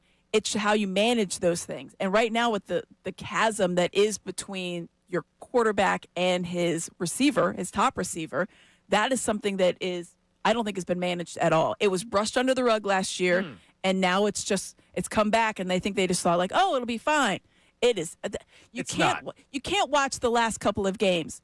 The last time they failed to get over 21 points for 3 straight games was 2012, Andy Reid's last year. Really? Think about that. 3 straight games, they haven't scored 21 points or more. 3 straight. They haven't done that since 2012. That was Andy Reid's last year. We all remember what happened. That was a terrible year. It's the reason it was his last year. This is a high-powered offense that we know is capable of putting up 50 points, and they can't get more than 3 scores? Like, what are we doing? Yeah, I mean, 2023 was more about the dynamic in the locker room why they were losing than anything else. Well, the defense was also pretty. Well, no, I mean, it's a combination of both. But the guys, you could tell everybody was just miserable to be there. Yeah. I mean, I think it's valid criticism to where, everybody – doesn't it feel like everybody's turned on Jalen internally? Yeah, it's interesting. I saw some comments, and they were from Tom Brady, and I take those with a little bit of a grain of salt because I think quarterbacks are always going to try to raise up other quarterbacks, and I appreciate that aspect. But what he sees is different. And those guys, it's always weird to me. Like, do you let Tom Brady in meeting rooms as an owner? But whatever. So I think that there is a certain aspect of the offense that does believe in Jalen Hurts, but you wonder what their level of confidence is. Right? I'm sure they have some sort of confidence because they know it. Inherently, you know in your brain that guy is an MVP of the Super Bowl. and should have been the MVP of the previous Super Bowl. If they won, they would have been. Yep. It just plays tremendous when the postseason is on the line. But your eyeballs are like, okay, I don't care what your brain says. Your eyeballs say, that's not the same guy. Devontae Smith, after the touchdown, going back to sitting down and yelling, just throw the effing ball. Yeah. After they scored, A.J. Brown, like. What do we do? He's like, these guys are watching it, and there's like, what are we doing? What are we doing? And they're in it. It's going to be tough to win like that. It just is. All right, coming up. YouTube chat recap. A bad stat from the text line, and he's nasty, brother. Hobie Milner has signed with the Cubs. Oh. Love it. How about that? You think Gabe Kapler knows? He has to. I imagine he was going after him. He's a GM now, Yeah, right? Marlins general manager Gabe Kapler to you. Love it. But is he a general manager with no power? Yes. Okay. No, certainly with no TikTok. Love it. I don't want to say, is it Preston Mattingly that's now the general manager of the Phillies? And he also, he's kind of the GM. Like, he's being groomed to be the guy. Right. For sure. But you get the Daryl Morey is the one that's making all the decisions. Elton Brand is the GM. But, and I love Elton, but Daryl Morey is the one making Morey the makes decisions. the decisions. So is Dave Dombrowski. So that's Kapler. He's the Right. He has about as Figurehead. much power over the Marlins as he did in setting the lineup here in Philly. And knowing who was available in the bullpen. Sorry. Love you, That's Gabe. a good one. All right, coming up next, YouTube chat recap and something from the text line. Middays with Marks 97.5 The Fanatic. Philadelphia is a sports city full of passion.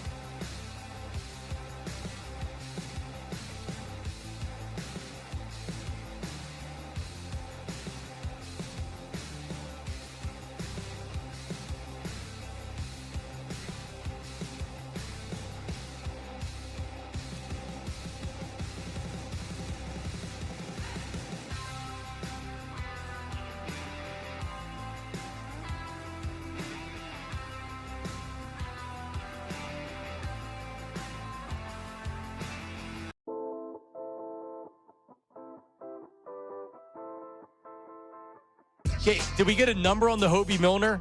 Amy Fadul, Ray Dunn. Is it just you're lucky to have a contract, or is... I know he's nasty, brother. Yeah, he's nasty, but we did not get a contract yet for him. Oh, no numbers? No numbers yet. 1-year deal. So it might be a couple mil. Long term. Yeah. Well, what's he done since he's left? Do you remember the debut? I don't know if it was his debut, but stats for Hobie. But they removed Aaron Nola. Was it the first game of the season? Yeah, it was the first game of the season. season. Opener. Yeah, the little opener. rough. He took Not a lot of 3-4 with a 3. Well, that's just the results. Not a lot of innings. Yeah, there's some. No, okay, 73 games. All right. The year before, rough. 61 for the Brewers with a 4.73 ERA. So he's been a Good, obviously, full-time in 2020. a full-time reliever for the last 4 years. Hobie Milner, former Philly. So probably a couple $1 million, right? His last year with the Phillies, 10 games, 7.71. Yeah. Oh. Nasty, brother. Yeah. Yep. Took him a couple years, but all right, there you go. Human rain delay. Could it? I mean, if the Phillies had a need for a lefty reliever, could have had a nice reunion. Oh, right? They trade Strom. I mean, this had to be one of your top targets, right? Yeah. Well, no. So you can't even say that with a straight face. Here's my thing: Strom's getting traded. Bohm's getting traded. They need money. You have a gentleman in the outfield. What's he doing? Well, I think like when they come out and they say we're going to trade him, he's going to get released before he's a Philly next year. They'll eat the entire contract. They don't care. He's not coming back. But so that means they have an outfield need. Outfield need. They're going to sign JT most likely. Correct. So that leaves them, and this is just what I was reading from the experts, $10 to $15 million to spend on the rest of the team. You're not going to be able to sign a Bellinger is rumored to be somebody the Phillies are interested in. That's not going to get it done. Afford that guy. No. So if you move Bohm, $10 million. If you move Strom, they have 3 lefty relievers in the bullpen. That's a luxury. Right. So you move Strom because he's good and he has value. Mm-hmm. That frees up $17+ million. Okay. And now you have in the 30s to spend. You still have 2 lefty relievers. You'll be able to get something back from Strom, maybe a bullpen piece, maybe an outfielder, piece, maybe an infielder or somebody like that. Like a utility type of guy. Right. For that kind of money. And then you know who becomes your starting third baseman? Get in the zone. AutoZone. Otto Kemp. Otto Kemp becomes your third baseman. Did you hear Dombrowski and Thompson talking about him? Yeah. What'd they call him, Ray? Championship caliber player. As in, if you have him on your roster as the 26th man, maybe you have yourself a championship level roster. Old school call up. Championship type player. The guy, they talk about Wes Unseld playing with a broken leg. He played through half the season with a chipped bone in his kneecap. He had a fractured kneecap, Ray. No wonder he struggled a little bit there. Yeah, no wonder he had a 709 OPS and 200-something at-bats. I do believe, so if they don't trade Bohm, they're going to be thin in the outfield. So that's when you're going to have Kemp as a corner. So he's either going to be a left field, a corner outfielder, or a third baseman. No, that's not. Let's not do that. Well, that's why they're going to trade Bohm. Yeah, let's not do that. Okay. I enjoy the experimental phase of the show right now, but you're going to give me PTSD. Okay. I'm trying to live in my happy place right now. I agree. He should be the third baseman. So you have Mundo Sosa, you have Kemp, and you also have the trade deadline. So if that doesn't end up working out, you should be able to pick up somebody. You're going to get somebody else. And maybe they sign a veteran free agent guy for a couple million. How excited are you? And at what point in the offseason do we have the conversation of Trey Turner in your outfield? Does it come in March? Is it right before the season or is it right after the season? Because it's coming. You realize it's coming. Is it in March? Is it in February? Or is it in May? Can I give you my Dan Baker? Yes. Left fielder, Trey Turner. Trey Turner. Yeah, that's happening. It happened last year. It's 100% happening this year. You know what it is? It's the new Kyle Schwarber shouldn't be batting leadoff conversation. No, it is. It's so popular. And he really shouldn't be batting leadoff. Especially after you saw what Trey Turner did leadoff. Correct. I never hated Schwarber at leadoff. You're wasting the power. Exactly. I got it. My argument for was always hey, what's better than a man on is a run in. But at the same time, you're wasting that position. You're wasting the idea of, what's even better than one run is 2.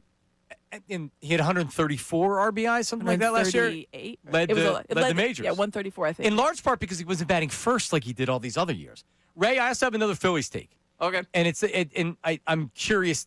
It's not my take, but it's something Rob Thompson said. He's talking about flipping Bryce and Schwarber in the lineup. And he said he hasn't even talked to the guys about it, so it's interesting that he would even say it.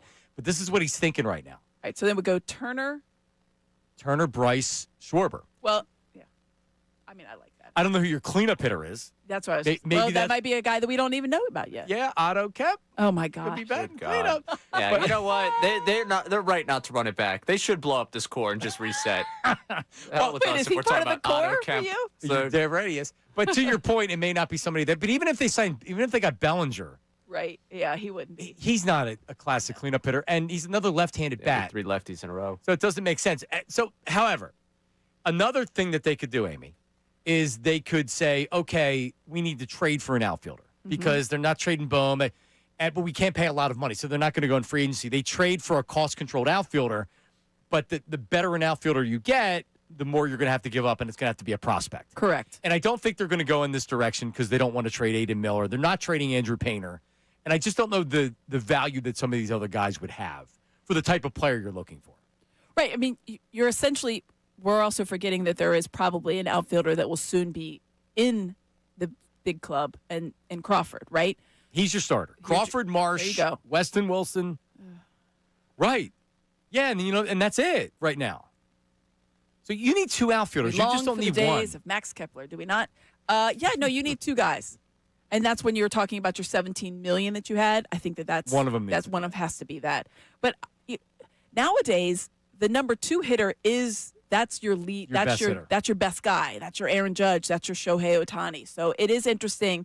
There have been reports. I've never heard him directly say I would never bat second, but there have been reports that Bryce has been reluctant to bat second. Oh, great. That ship has obviously sailed.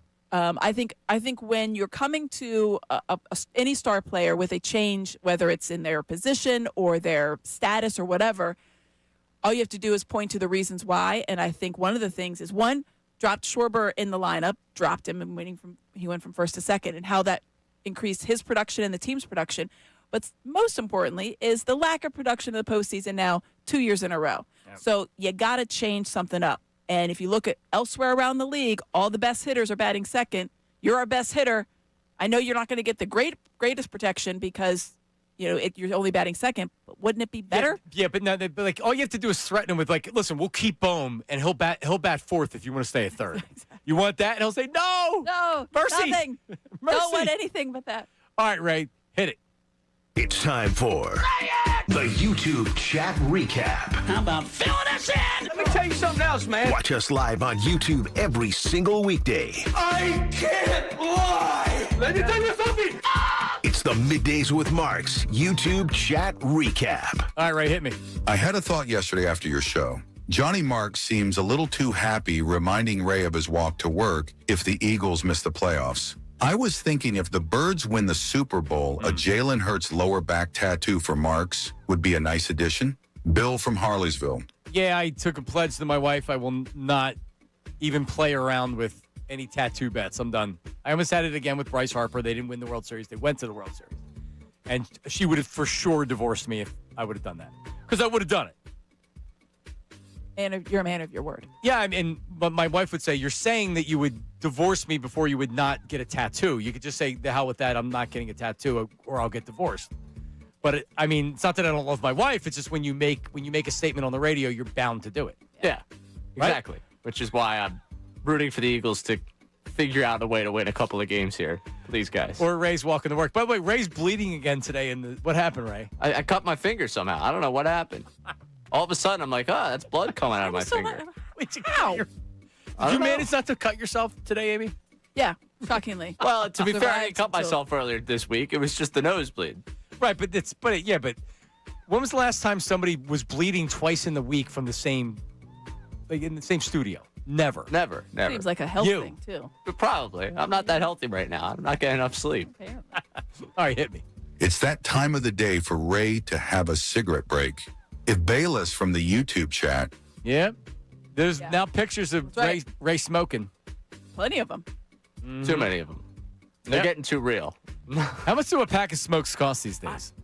It must cost like $15, $10? Probably. I don't like that to me alone. Yeah, No way.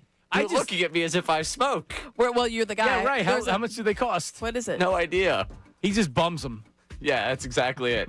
That's right. Did you go by your house and get some Lucy's? You know what they are? We just buy. Oh, it's like loose cigarettes. Yeah, you can buy. Yeah, Can you? at the corner store. Well, it's not legal, but they take them out of the Shockingly. they take them out of the cigarette pack, and then because you don't maybe have enough for a whole pack, so Right. you buy a couple, 1 or 2. Yeah, I mean, I have people that walk by me, ask me if I have any for them. I just don't, have them, so I can't really indulge.